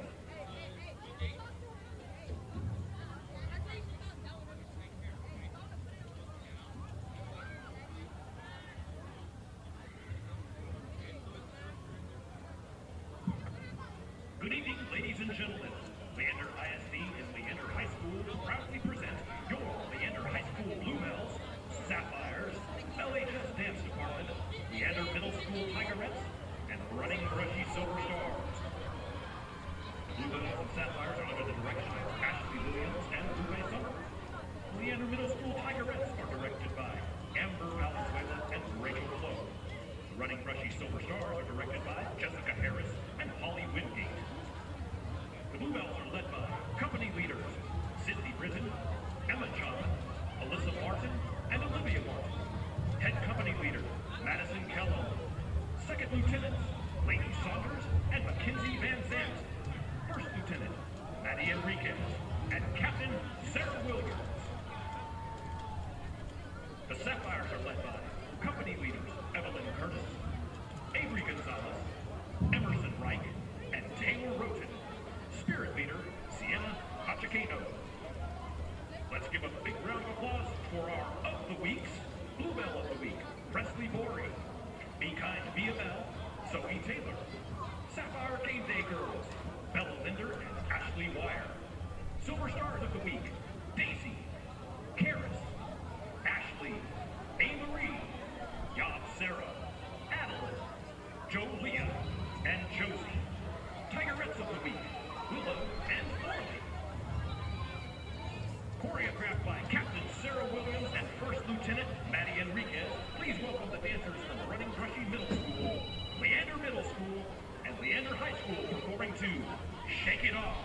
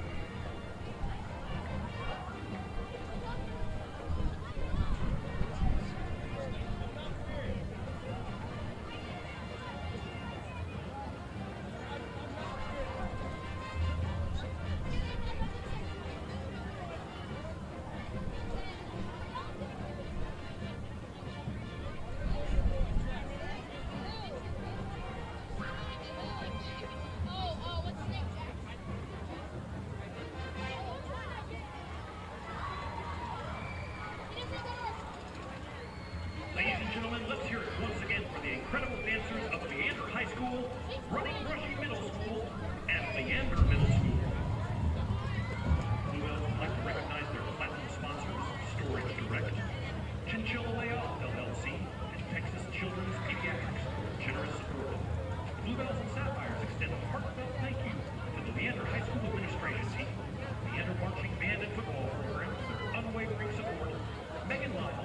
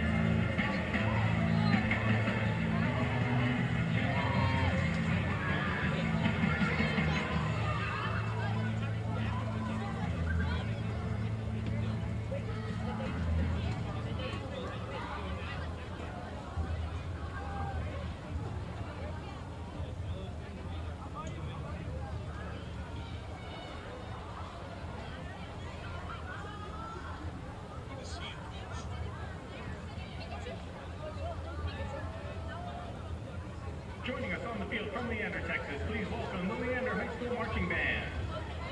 The Leander Band has been recognized in the state of Texas as well as on the national stage, most recently earning the bronze medal in the 2024 UIL State Marching Contest and finalist at the 2024 Band for America Grand National Championship.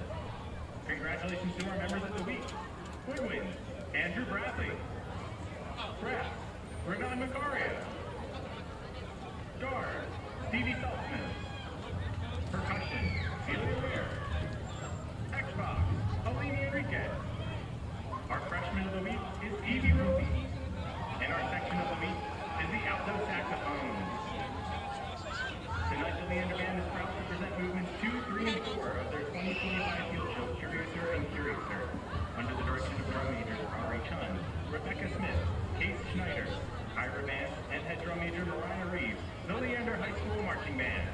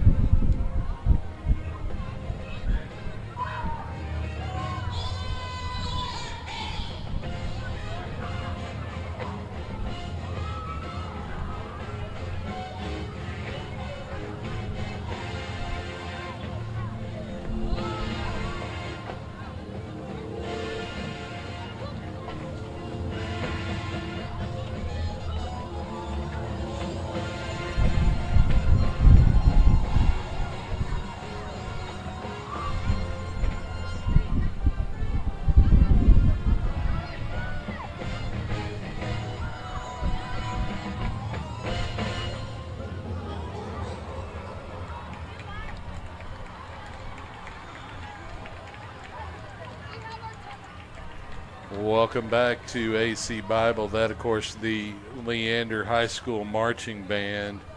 What a rendition of, or a performance, I should say, by the band. We also saw the Bluebells in red. It is a red out night. I guess I should have put 2 and 2 together, but that midway math always gets me. I just did not know why the Bluebells would be wearing red, but it makes sense now knowing that it is a red out. So we will bring you the second half action. As we discussed going into the half, the Lions do get the football back to open this half, but, never did it seem so urgent to get points out of an opening drive of a half. But the Lions are in that situation where they definitely need to get some points. And now welcome back to the field, your Leander Lions.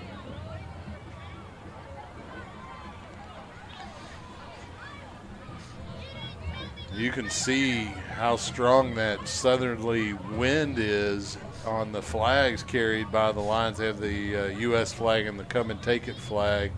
I can't see the other side of that third flag, so I'm unsure what it says. But of course, the come and take it flag, a very common battle flag if you're from the state of Texas. Nice story about that. Look it up if you're unfamiliar, which means you didn't go to school in the state of Texas, because that is middle school history right there. The other flag look like it says Pancake Platoon. Oh, that's what it is? Hot, baby. Okay, there you go. That makes sense because it's only on the one side.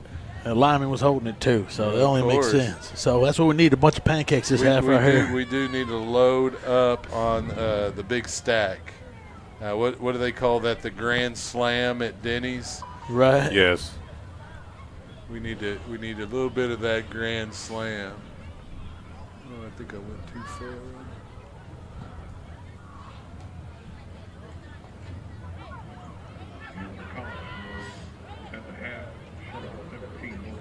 So the Raiders will come out, and the Lions will break their return huddle. Back deep's going to be Braxton Hernandez and Isaac Montgomery. The up returners are Dominic Jaramillo and Michael Arnell. Kicking off for the Raiders is Ike Riemenschneider. I feel like I'm in a World War II movie every time I say his name. He's got Das Boot. It's going to be a fair – oh, I guess it wasn't a fair catch. And it's Montgomery's in the open. He's at the 30, 35, 40, 45. There was a weird little hesitation there. It made me think that maybe he had signaled a fair catch, but he did not. And the return up to the Leander 46 – momentum continues to stay on Leander's side here as they were able to get a touchdown to close out the half.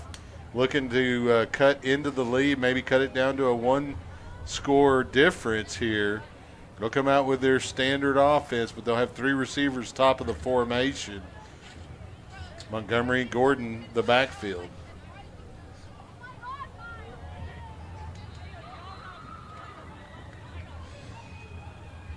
Mason Montgomery takes the snap. He'll hand to Kamarion Gordon, who gets stopped in his tracks right at the line of scrimmage. Maybe he loses a yard.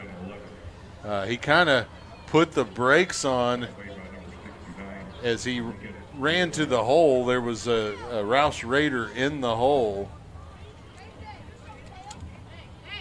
So no gain, really, a loss of 1 on that play. The Lions will huddle up.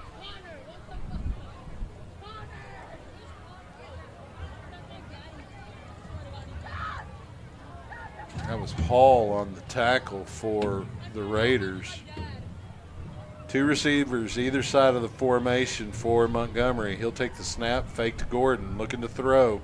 Tucks it, rolls to his right. Is tripped up for a sack by number 69. That is Lincoln Wheelwright. Loss on the play is going to move the line of scrimmage back to the line 38. They need to get to the 44 of Rouse. So they're looking at looks like about 18 yards, 16, 18 yards. Yeah, it's a tough play call here, third and very long. You almost need somebody to make a play on top of a completion here. Montgomery rolls to his left. There's a penalty flag down, usually in the area of holding. He'll tuck it and run. Makes a move at the 40. He's going to get stacked up at about the 43. So gain of about 8 yards, but there is a flag in the backfield, more than likely going to be a hold, and it is a hold called against Leander.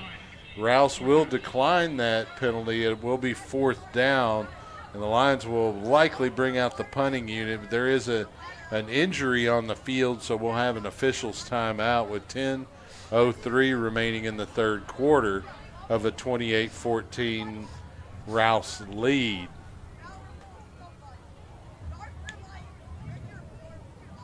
It's going to be interesting to see how Rodriguez attempts this punt right here going to the wind. Yeah, you know, I think you want to kick it with a low trajectory. You know, you want to keep it beneath the wind. You certainly don't want to get it up into the wind because that'll just stop it dead in its tracks. You know, being a soccer player, maybe he's got some tricks up his sleeve right here. Well, and you figure the time of year that soccer's played, there's plenty of wind. So you know he's had to kick into wind before. It's the accuracy that comes into a little bit of concern when you're in this situation. But he'll line it up. There's the snap. And he'll get a nice one off. It's going to bounce at about the 30 and take a line roll down to the 26 where it will be downed, and the Raiders will have their first series of the second half. The football down by number 77, Javier Gonzalez. 9:42 remaining in the third. The Lions able to burn off a little more than 2 minutes with that opening drive. But do have a penalty flag on the field around the 41, and a group of referees discussing it. So let's see what the call is.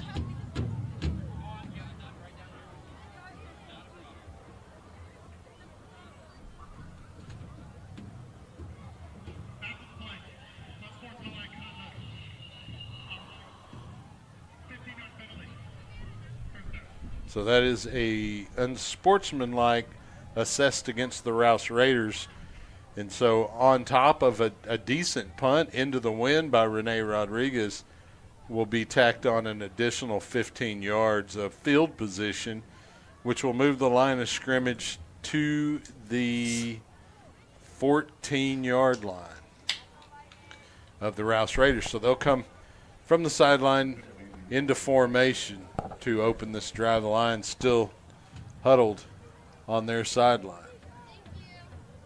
Yeah, Leander's going to have to find a way to get the ball back right here. They just need to get a stop and get off the field. And they've had a tough time slowing the Raider attack.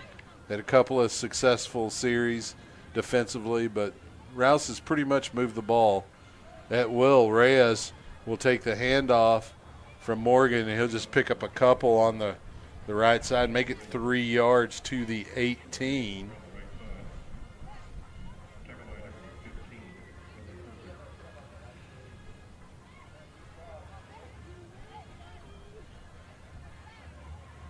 Three receivers top of the formation for the Raiders here on second down. The counter play to Reyes.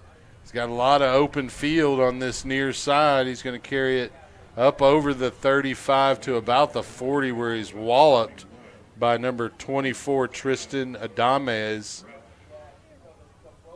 It will be a first down for the Rouse Raiders at the 41-yard line after that carry.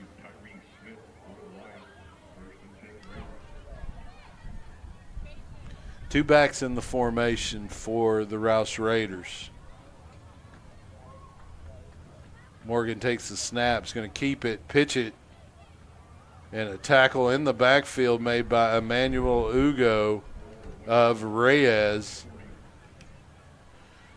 A little trickeration on the motion of that play as it developed by Rouse, but the Lions not fooled by it, and it did look like maybe even Rouse fooled themselves a little bit with the backfield motion. So they'll bunch up three receivers top of the formation for this play. A roll that direction by Morgan. Pass is complete in the flat for a gain of about 8 yards to the 47. Rouse needs to get to the 49 of Leander, so they need about 4 yards here on third down.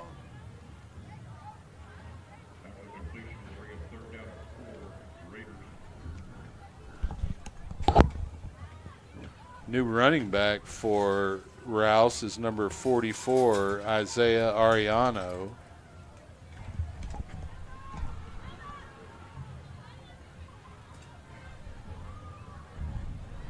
The snap, Morgan looking to throw. Has to release it quick. A lot of contact, and a late flag comes in. Pass intended for Davis. That was Tyler Moorman on the coverage for the Lions. Not real enthused about the timeliness of that flag. They will assess a pass interference penalty against Leander. So that will be a 10-yard penalty from the line of scrimmage. That'll move the line of scrimmage to the 38 of Leander.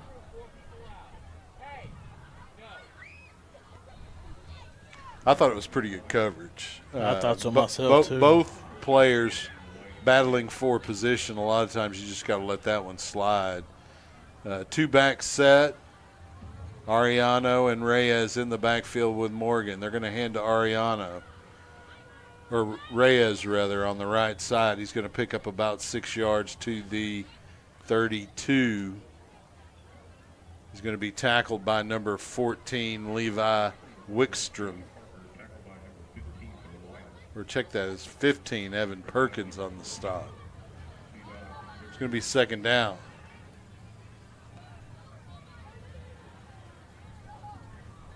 Morgan and Reyes in the backfield for the Raiders.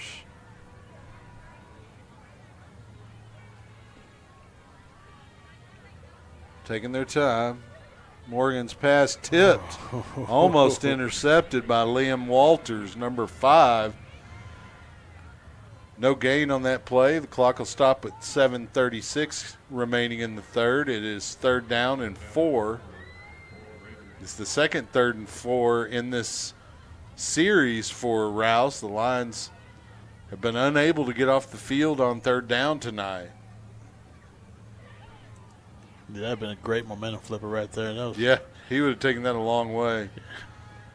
Tight formation for the Raiders under center. They'll bring Davis in motion, and a little jet sweep counter play is going to be enough for a first down right at the line. It'll be first down at the 28 now for the Rouse Raiders.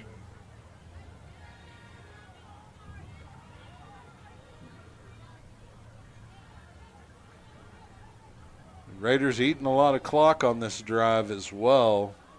The Lions desperately needing to stop the Raider offense here. Reyes to the left of Morgan.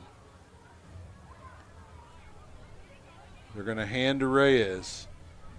He's going to pick up about 6 yards, make it 5 yards to the 23. Lawson in on the stop along with number 88, Virgil Garcia.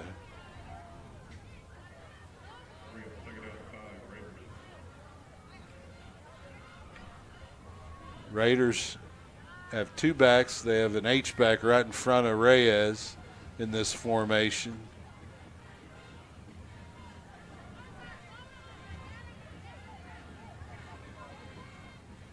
Morgan takes the snap, fakes to Reyes, passes in the flat. It's complete to number 7. That is Metis. He's going to be tackled by Emmanuel Ugo, but not until after he picks up a first down at the 13.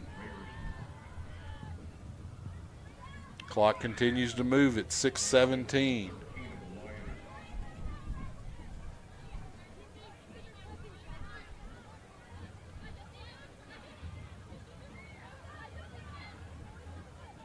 Morgan looks over the defense, takes the snap, fakes to Reyes, looks down the left sideline, pass overthrown, receiver on the ground out there providing the coverage, Tyrese Smith. Looked like that was Auburn Davis, the intended receiver. I'll take that back. It was Peter Metis, the intended target. Second down and 10.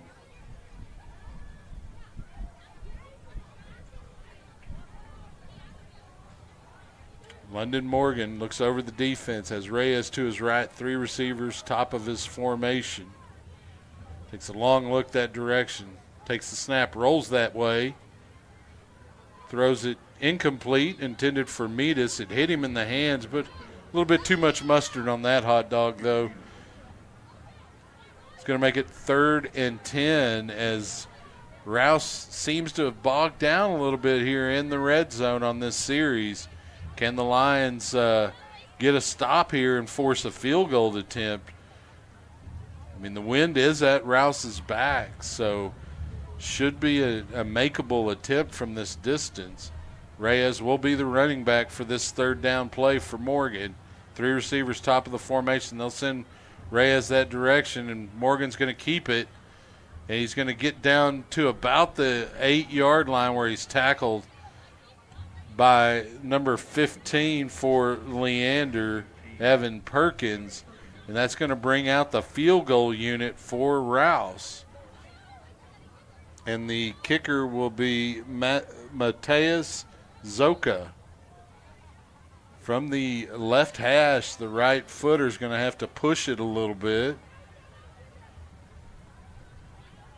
There's the snap, the hold is down, the kick is up. And it is good, and that's going to give the Rouse Raiders a 31-14 lead with 5 minutes and 12 seconds remaining. We have a penalty flag down, though, and some whistles. Maybe the points will come off the board. We'll see. The try is good. After the play, unsportsmanlike conduct on the kicking team, number 71. That play will be enforced on the kickoff. So Landon McCallum gets caught committing an unsportsmanlike act. And so the Lions will have better field position as a result. More than likely, the kick is with the wind at the back. So if they even assess 15 yards, it's still going to be a fairly deep kick. Not the stop we wanted, but 3 points is better than 7 Yes, points. it is. It is better. The biggest issue, I think, on that drive, if you're a Leander Lion, was the amount of time the Rouse Raiders were able to burn off of the clock. So the kick will be coming from the 25 as the Lion return team moves up. Be good to see another Montgomery return right here. Hernandez and Montgomery are just now moving up a little bit to about the 15. They didn't move up much, considering it was a 15-yard penalty. But it will give an opportunity for a return here. The kick is going to go to Hernandez. He'll field it at the 16. He's at the 30. Cuts up at the 35, 40. He's back out of bounds on the sideline. He's going to get wrapped up at the 45. So it'll be 1st and 10 for the Lions from their own 45, and you'll take that all day long on a kick return. Oh, yeah, for sure. Especially the way Montgomery and them they have the opportunity to put the ball in with 1 minute and 50 seconds on the last of the second half right there. So, well, you get a touchdown on this drive, and that point after, you can cut this lead to a 10-point lead. But you got to avoid making mistakes, and it looks like there's an additional penalty assessed against Rouse on that kickoff. Is going to move the football all the way to the Rouse 40-yard line. So there was an additional unsportsmanlike penalty assessed that I did not see. I was too busy running my mouth over here. 5 minutes and 3 seconds remaining in the third quarter. 31-14 Rouse lead. Kamarian Gordon and Isaac Montgomery with Liam Gaither in the backfield for the Lions. There's a snap they're going to hand to Gordon. Gordon cuts up behind center. We have a penalty flag come in the area of what could be a hold. A good 10 or 12-yard gain there by Gordon up the middle. Put his foot in the ground and cut up, but looks like it's going to come back. Personal foul. Clipping on the offense. Number 76. 15-yard penalty. First down. So that will move the line of scrimmage back 15 yards as a chop block is assessed against Leander. You cannot do that. It is a safety issue, according to the people that enumerate the laws and rules of football. At every level, you can't do that anymore. That was my favorite thing to do, was cut block guys. that'll put you out of commission right there. If you stick it just right on the knee. Well, I played center, and we played against a lot of four-man fronts, so you had to do some Get them to the some ground. cut blockings of linebackers. Submarine dive. Handoff to Gordon on the left side. He's going to carry it up to midfield into Rouse territory at the 49. A gain of about 6, maybe 7 yards. Going to make it second down and about 19. Yeah, I'm not sure they got those boxes correct after all of the penalty assessments. But because if you look at the scoreboard, it says second and 14. But if you're looking at the field, it's definitely second and 19. Somewhere 5 yards got moved in there. They fixed the scoreboard. It's second and 19. They thought it was a hold. Montgomery fakes to Gordon's going to tuck it and run. Is at the 45. He's going to get close to the original line of scrimmage. He's going to step out at the 42 of Rouse. So it'll make it third down and 12 after the 7-yard gain. This is definitely 4-down territory in my mind after the penalty, especially if you can get a decent gain here on third down.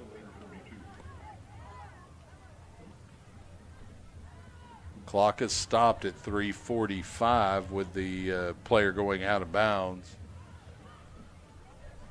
On the last play, Gordon, the running back, to the left of Mason Montgomery. You got two receivers on either side of his formation. He's going to drop straight back down the seam. All kinds of pulling, no flag. It was intended for number 12, Jaden Conley. When he went to adjust to go back outside, it looked like the defender might have grabbed his arm, but no call. Isaac Montgomery and Dominic Jaramillo come into the game at wideout. Conley out of the game. Clock at 3:39 remaining here in the third. Throwing into the wind, needing 12 yards on fourth down. Montgomery drops straight back. Rolls to his right, has to drop way back. Able to get the ball out of his hands. So it will be Rouse football on downs at their own 42 on the incompletion from Montgomery. Clock stops at 3:29 for the change in possession. Yeah, the Lions are going to need some defensive plays here down the stretch if they want to have an opportunity to pull this one out. Yeah, especially the way Rouse has been chewing up that clock. I mean, last time it was over 5 minutes. Yeah, they're doing a good job of using up as much of the play clock as they can. You got some updates for us, Juan? I do. Georgetown is leading Glenn 38-7 in the third. Eastview leading Chaparral 35-0 in the third. And next week's opponent, Cedar Park, is leading 43-21 over Lake Belton in the third. Yeah, it's not going to get any easier for the Lions. They got to get a win here tonight, if possible. It's going to be a handoff. No, it's a keeper. They're going to throw it back to Davis on a crazy little option play, but he does not get enough for the first. He's going to get it all the way to the Leander 49. So it'll be second and short. Very interesting play call. Quite the circus play there. Yeah, I'm not sure that wasn't drawn up in the dirt out there, or I guess the turf filler. Little backyard football right there. A little bit more of it is look like a busted play there as Morgan tries to flip it out to number 7, Mietis. It's going to be incomplete, third down.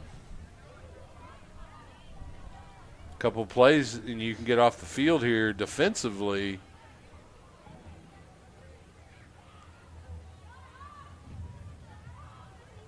Interesting. London Morgan said something to the white hat, and he walked over and looked at the football, and then nothing happened. Handoff's going to go to Reyes off a right tackle. He's going to have enough for the first down, plus a couple more to the 45. Garcia on the stop. Tackle by number 88 from the Lions. Garcia. First down, Raiders. And the Raiders continue to burn that clock. First down. Morgan rolls to his left, looking to throw. Pass intended for Mietis. They're going to say he was out of bounds when he made the catch, so it'll be second down. That'll stop the clock with 2:20 remaining in the third. You can't even give up a field goal on this drive, Frank. You got to get a stop here. Yeah, that defensive line's got to do better at stopping that run right there. That offensive line is just putting them on skates, getting them 3 or 4 yards off the ball right there. The Lions running a 3-man front currently. Tight formation with everybody bunched up. It's going to be a pitch to Reyes, but Emmanuel Ugo fights off the block of Auburn Davis and makes the tackle for a loss of 2. It's going to be third down now. The line of scrimmage now the 47 of Leander. Rouse needing to get to the 35. We're under 2 minutes remaining in the third.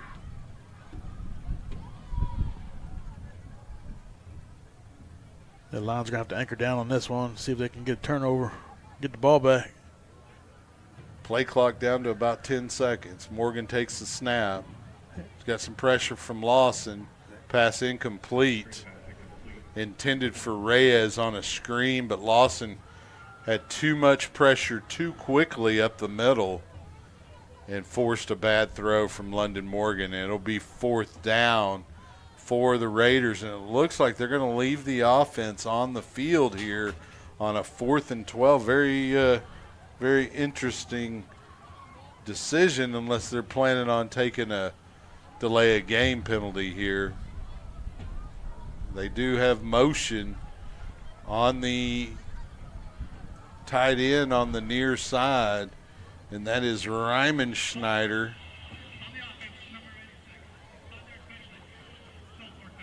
Or check that, that's Logan Jolly. So they'll move it back 5 more yards, and Rouse will change their mind. I guess 12 yards is manageable, but 17 is not. So Ryman Schneider will come in to punt. Back to receive will be number 17 for Leander, Braxton Hernandez. high snap, but Schneider's a big guy, able to reach his paws up and grab it. It's going to take a Rouse bounce at the 15, and they're going to down it around the 3 or 4 yard line, and that is where they'll mark it, the 3 yard line of Leander. The Lions got to go 97 yards to cut into this lead. It is a 17-point difference currently with about 1:20 remaining in the third. And they're very capable of doing that. You just got to protect that ball, because now is not the time to tack on to the turnover. Yeah, you hope to get a turnover or two here in the waning parts of the game, but last thing you can do is turn it over. Gordon, the running back, beside Montgomery. 1st and 10. Montgomery in the end zone. They're going to hand to Gordon coming out at 3. He's stacked up. He's going to get maybe a yard to the 4.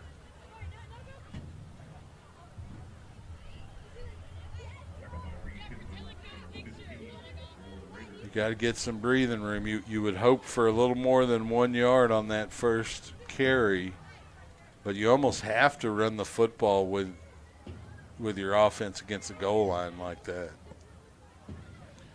Clock moving at 55 seconds. Lions will break the huddle with 15 seconds on the play clock. Gordon in motion. Montgomery takes the snap, looks that way, passes complete to Aiden Passe. He'll carry it up to about the 10-yard line where he's going to be wrapped up there. And that'll be shy of the line needed by about 3 yards, 3rd down.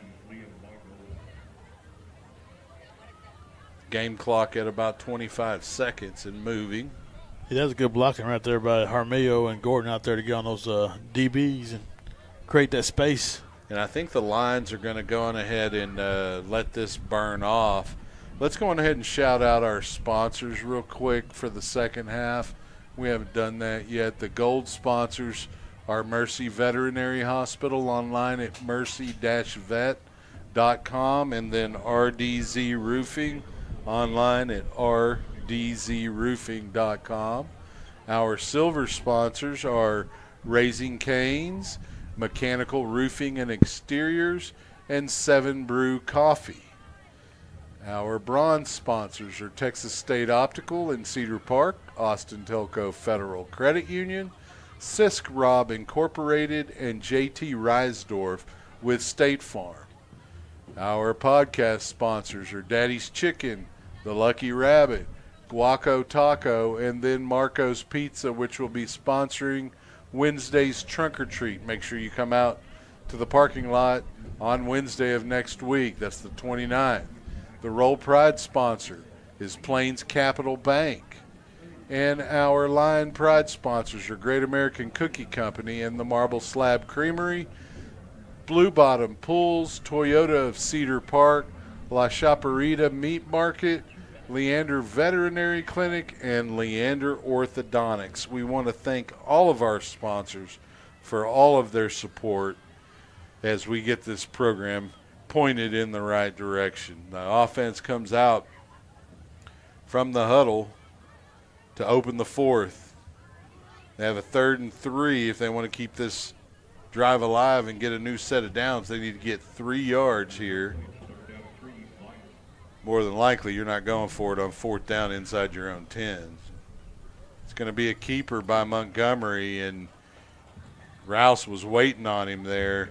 It looked like he might have needed to go on ahead and feed Gordon with that football. Gordon had a chance. It is 4th down, and it looks like the Lions will keep the offense on the field, at least for the moment.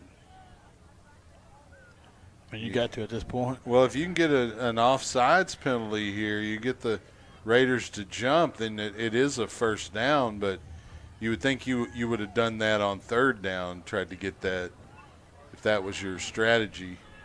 So they are going to go for it inside their own 10 here on 4th down. A lot of football still to be played. Montgomery rolling that way. Pass is completed to Aiden. No, that's Isaac Montgomery. Or no. Yeah, it was Isaac Montgomery. He got popped. Great control right there, yeah. As soon as he caught the football, but Coach Price, the gambler, goes for it on 4th and 3 inside his own 10. Gets a pass for 15 yards for a first down, new set of downs. Montgomery looking to throw here on first. Has to step up into the pocket, tucks to run, slides around the 30. They're going to give him the 29 for a gain of 4. I like the quick decision-making by Mason Montgomery on that play. There's no time to sit and ponder. You got to read and react. 2 receivers either side of the formation. They'll send Gordon in motion. Empty set for Montgomery. Pass is complete to Isaac Montgomery. He's able to carry it up over the 35 for a first down at the 36. Tackle made out there by number 2, Elijah Carprew. Montgomery's got quite the touches tonight. Yeah, they really need to utilize him. He's too fast and too athletic to not.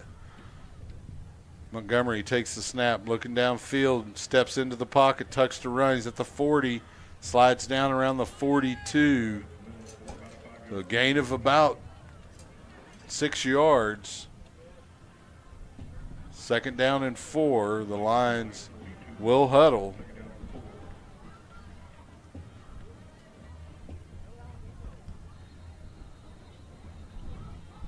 We're going to have a whistle.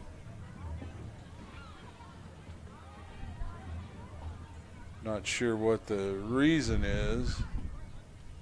It's an equipment issue, looks like.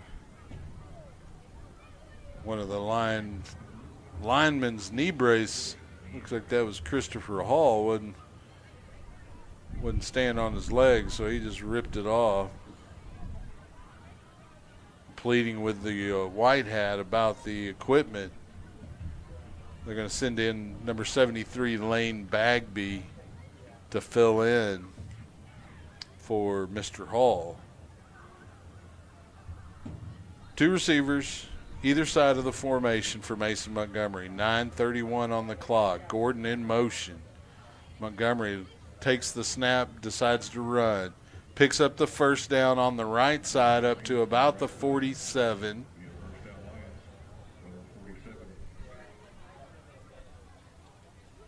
Leander's got to continue out in NASCAR from here on out. It's about 9 minutes left in the game.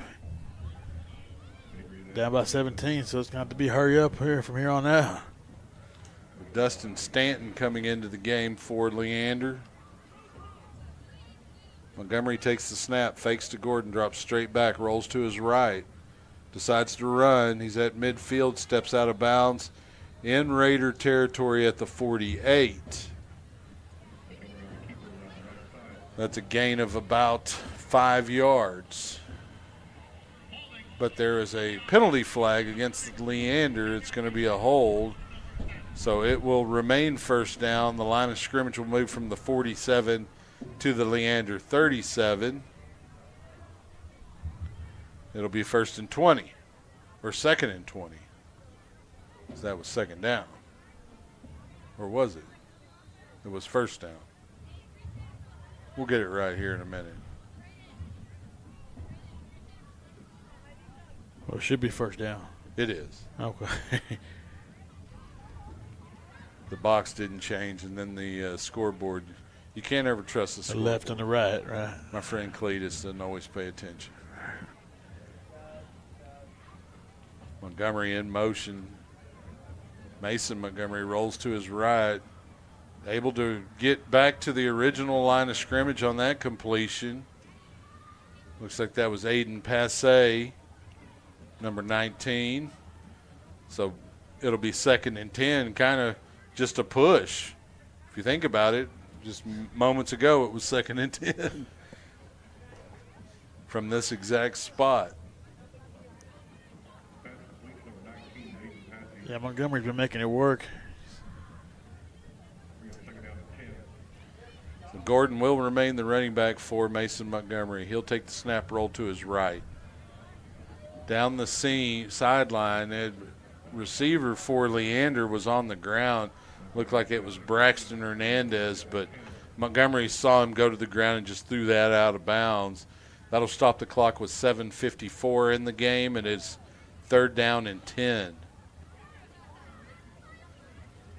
We saw the Lions go for it on 4th and 3 inside their own 10-yard line on this possession. So I think this is definitely 2-down territory, but you want to get about half of it at least here, make 4th down a little more manageable. We're going to have a timeout, Leander, with 7:54 remaining in the ball game. And it's probably a good timeout at this situation. You want to make sure that everybody's on the same page. The key is obviously execution, but if you don't call a good play, it doesn't matter how well you execute it. Yeah, and at the same time, we're going to have to put a little rush order on that touchdown right there because it's 7:54 left in the game. Agreed, down by but 17. You got to get the first down before you do the next thing. So a big play here on 3rd down would be nice, a big score, something like that. But, man, that would be serious gamble to come out and go for some downfield here on 3rd and 10 when you just kind of want to set up a 4th and short or maybe pick up the first down here on 3rd. But we'll see. It is a long discussion by both teams. In case you're just tuning in, you're wondering why it's already in the 4th quarter. The district, the school district, Leander Independent School District specifically, moved all of the kickoff times of their varsity football games tonight up by an hour due to the potential of inclement weather around 10 p.m. tonight. So the Lions will come out in formation here on 3rd down. They'll bring Isaac Montgomery in motion. Mason Montgomery rolls to his right. Tries to throw it down the side. It's intercepted. Intended for Isaac Montgomery, but there on the coverage was Elijah Carprew. And it will be Rouse football with 7:44 remaining, and they'll hang on to that 17-point lead that they have. And the Lions are now losing the turnover battle by a total of 3-0. And they need to get a turnover or two here down the stretch to really to put them back in an opportunity to try to win this down the stretch. Rouse will continue to burn that play clock, trying to burn this game clock. Morgan takes the snap, drops straight back. They'll hit Matei on a little bubble screen. He'll carry it up near midfield to the 48, where he's stopped by number 15, Evan Perkins. There is a penalty flag in the backfield, however, and it will be against Rouse, and that is about as good a result as you can ask for if you're a Leander Lion after a big gain on 1st down. Instead of a 1st and 10 near midfield, it is 1st and 20, ball now at the 23-yard line of the Raiders. Play clock at 20 seconds. Morgan drops back, steps up into the pocket, decides to run. He's at the 30, slides down around the 35 as opposed to facing the hit of Tyler Moorman. It's going to bring up 2nd down and 8, the gain of 12 on that scramble by London Morgan.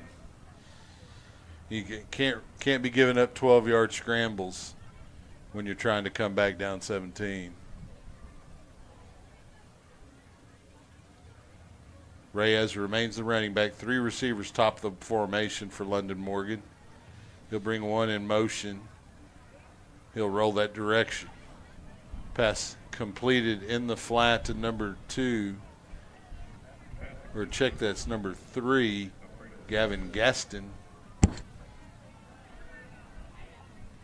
Shy of the line needed for a first down. It's going to bring up 3rd and about 2. Ball now at the 41. Yeah, Lions need to stop in the worst way right here. They need to punch the ball out. Game clock's at 6:33. If you don't get a stop here on 3rd down and force a 4th down attempt or a punt, it's almost impossible to come back. Ball's on the ground. There could be that turnover.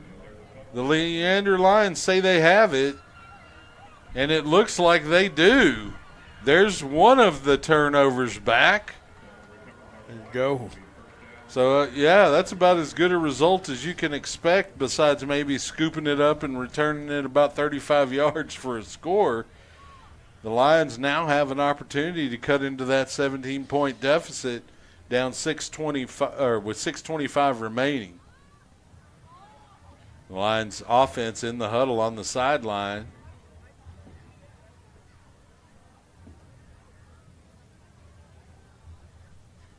Long huddle.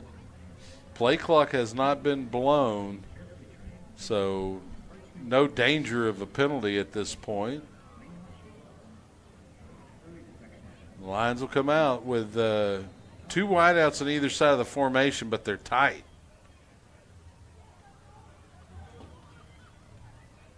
Montgomery fakes to Gordon, drops straight back. Has pressure. Is able to break that sack, set up and throw downfield. Pass is completed to number 17, Braxton Hernandez, down inside the 10 to the 7. What a play by Mason Montgomery to even get loose of a defender who had a sack, essentially was already in celebration mode. Montgomery will take it and hand it to Gordon. He'll spin down near the goal, and it's a touchdown, Leander. The line judge saying he could cross the plane before that football came out, and the Leander Lions have cut into that 17-point lead, now 31-20, with the point after touchdown coming up. And that's exactly the sequence of plays you needed right there. And they did it quickly.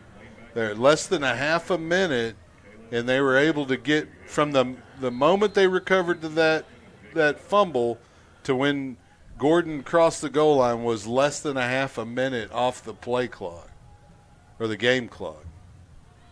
We're at 5:56, and it looks like the Lions will be going for 2 here. Play clock down to 6 seconds. They need to get the play off quickly. There's the snap. Montgomery looking to throw. It is caught. The conversion is good. That's Aiden Passe. And so now the score 31-22. Single digits. The Lions cut it down to 9. Now the Rouse Raiders will be expecting some kind of trickeration on a kickoff here, although there's still plenty of time to get the football back. But down 9 points, you need possession twice. Yeah, that was a great stop by the Leander Lions defense right there to set up the score with Montgomery and them. And that Houdini of Montgomery right there just to break out of that tackle. I mean, he twisted and stuck that arm out there to get that touchdown. Are you talking about Montgomery breaking on the pass? Yeah. Slipping out of that thing. So Rouse has its hands unit out, and just one guy kind of back deep. He's setting up around the 21. We'll see if Leander decides to try to get a short kick and a recovery here. It definitely looks like that's what they're setting up for.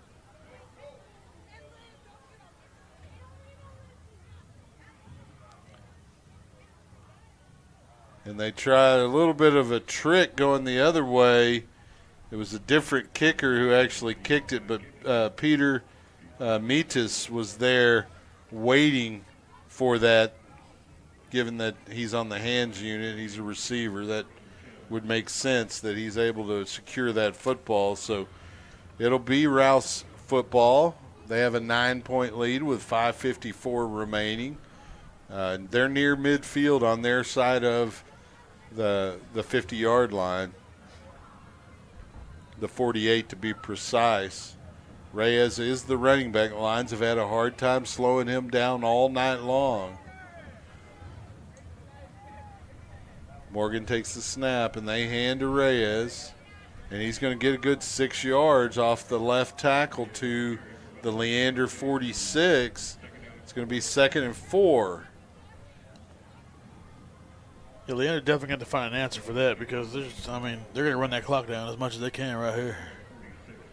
Well, that would be the strategy if you want to win this game as the Rouse coaching staff. And it does look like they're going to take as much of each play clock as they can down. Right now it's at 15 seconds, and they're just now getting the play called.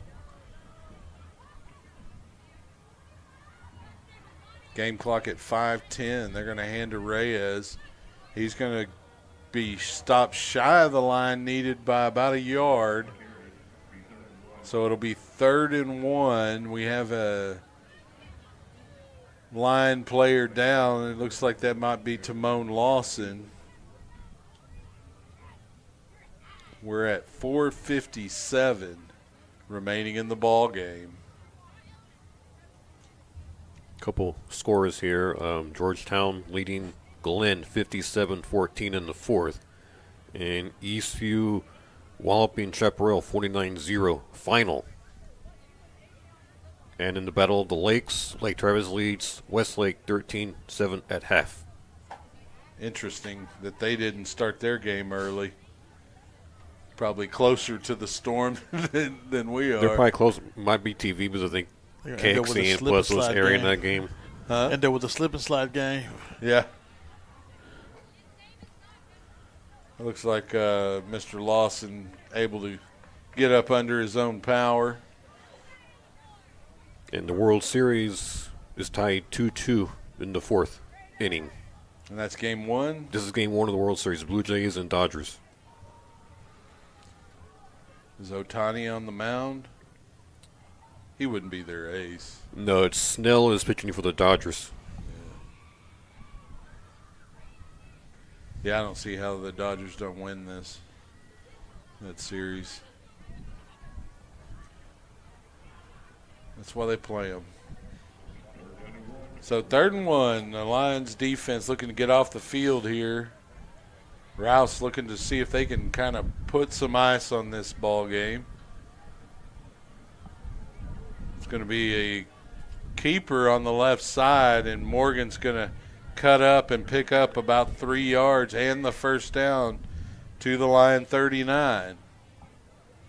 And we're looking at probably about 2 minutes of game clock burned off by Rouse standing around here,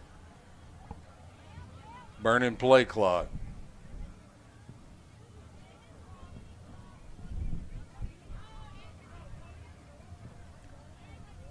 Play clock down to about 12 seconds. The game clock at 4:18.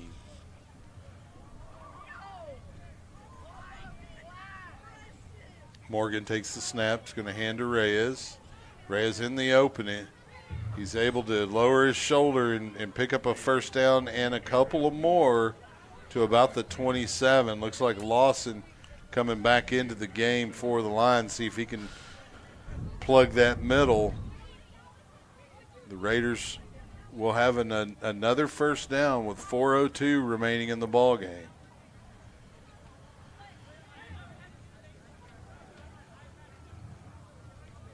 Play clock down to about 16 seconds. I know I sound like a broken record here, but we're going to have to get a turnover. Yeah, I mean, to punch that ball. if you're not ripping at the football right now, then you're not trying to win at this point. So Reyes just to the left of Morgan. They're going to hand to Reyes straight ahead. He's going to pick up about 2, maybe 3 yards to the 24. Play clock moving at 36 seconds. So we'll be under 3 minutes. Lions will actually use a timeout here with 3:26. Probably a good time to use one of those 2 timeouts. That'll keep the game clock above 3 minutes, as well as you still have the 2-minute timeout to utilize. But, as you mentioned, Frank, the Lions need some kind of either a mistake on the Rouse offense or a big play by one of the Lion defensive players to, scoop a fumble, punch it out, maybe tip a ball in the air on a pass attempt and get an interception. Something needs to fall in the Lions' lap here to really give them an opportunity down the last few minutes.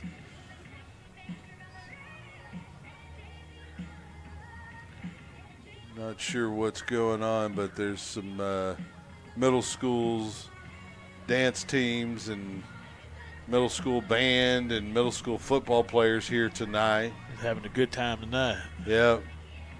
Getting a little bit of a pregame experience of what their next 4 years will be. I would assume most of those kids, or all of those kids, were in 8th grade that came over.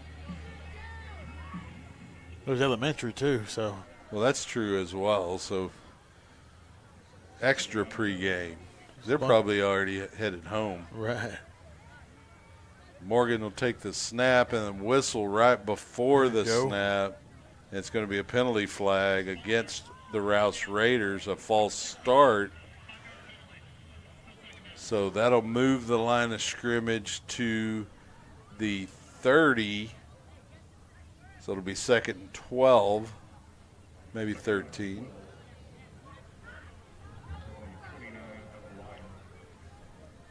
Like I said, now this is your best impression of Rocky Balboa, and just punch away right here. Yeah, you got to. You're no more time for rope-a-dope. Morgan will roll out to his left, running out of room. Tries to complete a short pass, incomplete. That's going to stop the clock with 3:18. It'll be 4th down and 12 now for Rouse. Lions have to get a stop here. They'll have time to, at the very least, try to get some points and give themselves an opportunity at an onside. Morgan and Reyes in the backfield, 2 receivers in a stack on either side of the formation.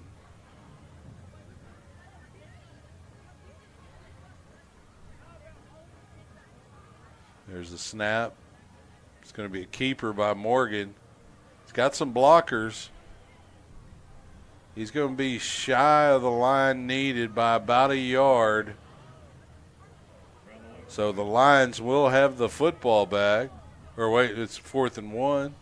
I thought that was 4th down. So it will be 4th and short for Rouse. Got to get off the field here. Oh, they're going to say.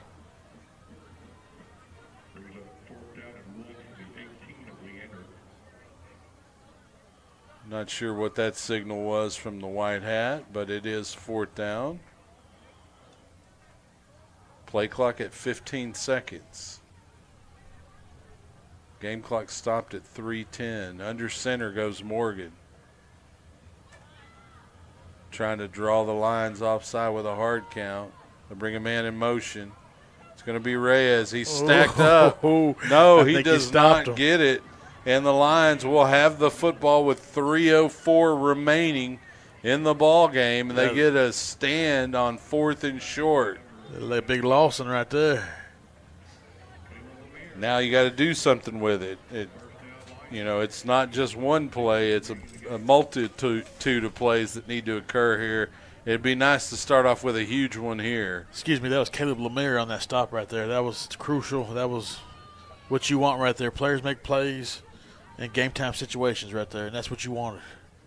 Yeah, what you needed. All week long you talk about the X's and O's, but when it comes down to it, it's always the Jimmies and Joes that are making the plays. Who's going to show up? Mason Montgomery, Camarion Gordon in the backfield, 2 receivers either side of the formation. Gordon in motion. They're going to throw it to him in the flat, and his pass is too tall. It's going to bring up second down. Very little time off the clock.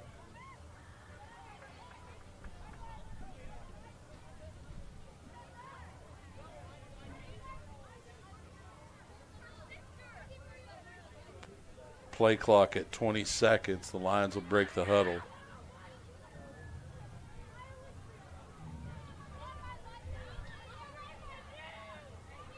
Fake to Gordon. Over the middle, the pass is complete.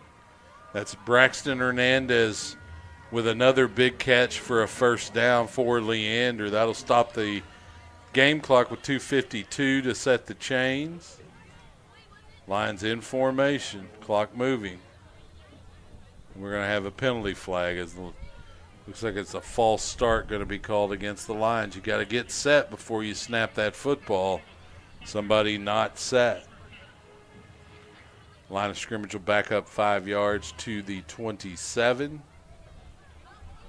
Lions need the 42 for a new set of downs. Game clock moving at 2:45. Montgomery rolls to his left, turns his shoulders, throws down the center of the field intended for Isaac Montgomery. Too much on it, when you're having to throw across your body like that. Montgomery set his feet, twisted his shoulders, but when he released the pass, it just floated on him. Clock stops on the incompletion at 2:35 remaining in the ball game. Second down and about 15.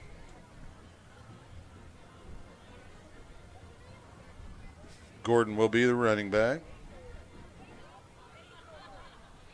Montgomery looking to throw down the seam. He sees Isaac Montgomery had a chance at that pass. It hit him in the hands. It was a little bit short, but you got to come up with that catch if you want to win the ball game tonight. 2:29 remaining. It is third down now after that incompletion. That was a great ball right there. It was. I thought it was floated a little bit too much initially, and it did cause Isaac Montgomery to have to adjust back, but it was good enough ball that you got to catch it. I mean, there'd be push-ups waiting on you when I was a player if you didn't catch that one. They try to hand off to Camarion Gordon there on third down. Nothing there on the right side. Is Rouse not fooled by the attempt to run the football there? Loss of a couple on the play. Back to the 26. It's fourth down. The Lions will keep the offense on the field, and they'll go on ahead and use the 2-minute timeout here as we reach that point in the ball game. 2 minutes remaining. Lions need a miracle here, down 9. They do still have the football, but it's fourth and about 17 for a first down. What do you do here, Frank? Are you pulling out the hitch and lateral, or you just trying to – you're going for it here. You need a 17-yard play, so you're obviously – not going to be trying to trick anybody, right? There's no play action on this play. You're just going to heave it up and hope for a good play by your receiver. Just put it in a spot only he can make a play on it, or you could use a penalty flag. That would also be quite useful in this situation. I ain't seen it in a while, but a hook and ladder would be nice right now. That's not a bad idea right there. Yeah. Maybe hook and ladder to Gordon right there. Passe catches it, tosses it to Gordon or something. Well, it's something that, the timing of it, if you can get the timing down, it's a tough play to stop, and most times will result in a score.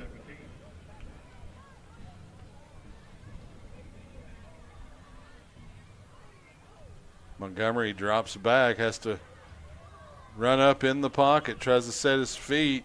Pass is complete to Isaac Montgomery, but it's not enough for the first down. He's about a yard shy of the line to gain, and that's just being aware of where you are on the field. He had a great effort to come back and help his quarterback out, but you can only go so far. If you need 12 yards, you got to stay 12 yards downfield, and it looks like he came back to about 11 yards, just shy of the line needed. And so Rouse will take the football back with 1:48 remaining. Just want to remind everyone that Wednesday is Trunk or Treat here on the campus of Leander High School. Put your kid in his costume and her costume and come up to the parking lot and enjoy the festivities. Load up on that candy 2 days before Halloween. You won't even have to buy any. You can just give that candy away. Right. It's going to be Reyes on the carry. He's going to pick up about 10 yards before he's cut down. Check with the economical tips over here. Hey, man, you can re-gift candy as long as you don't open it. Just don't open it. Don't be putting no razor blades in it or nothing.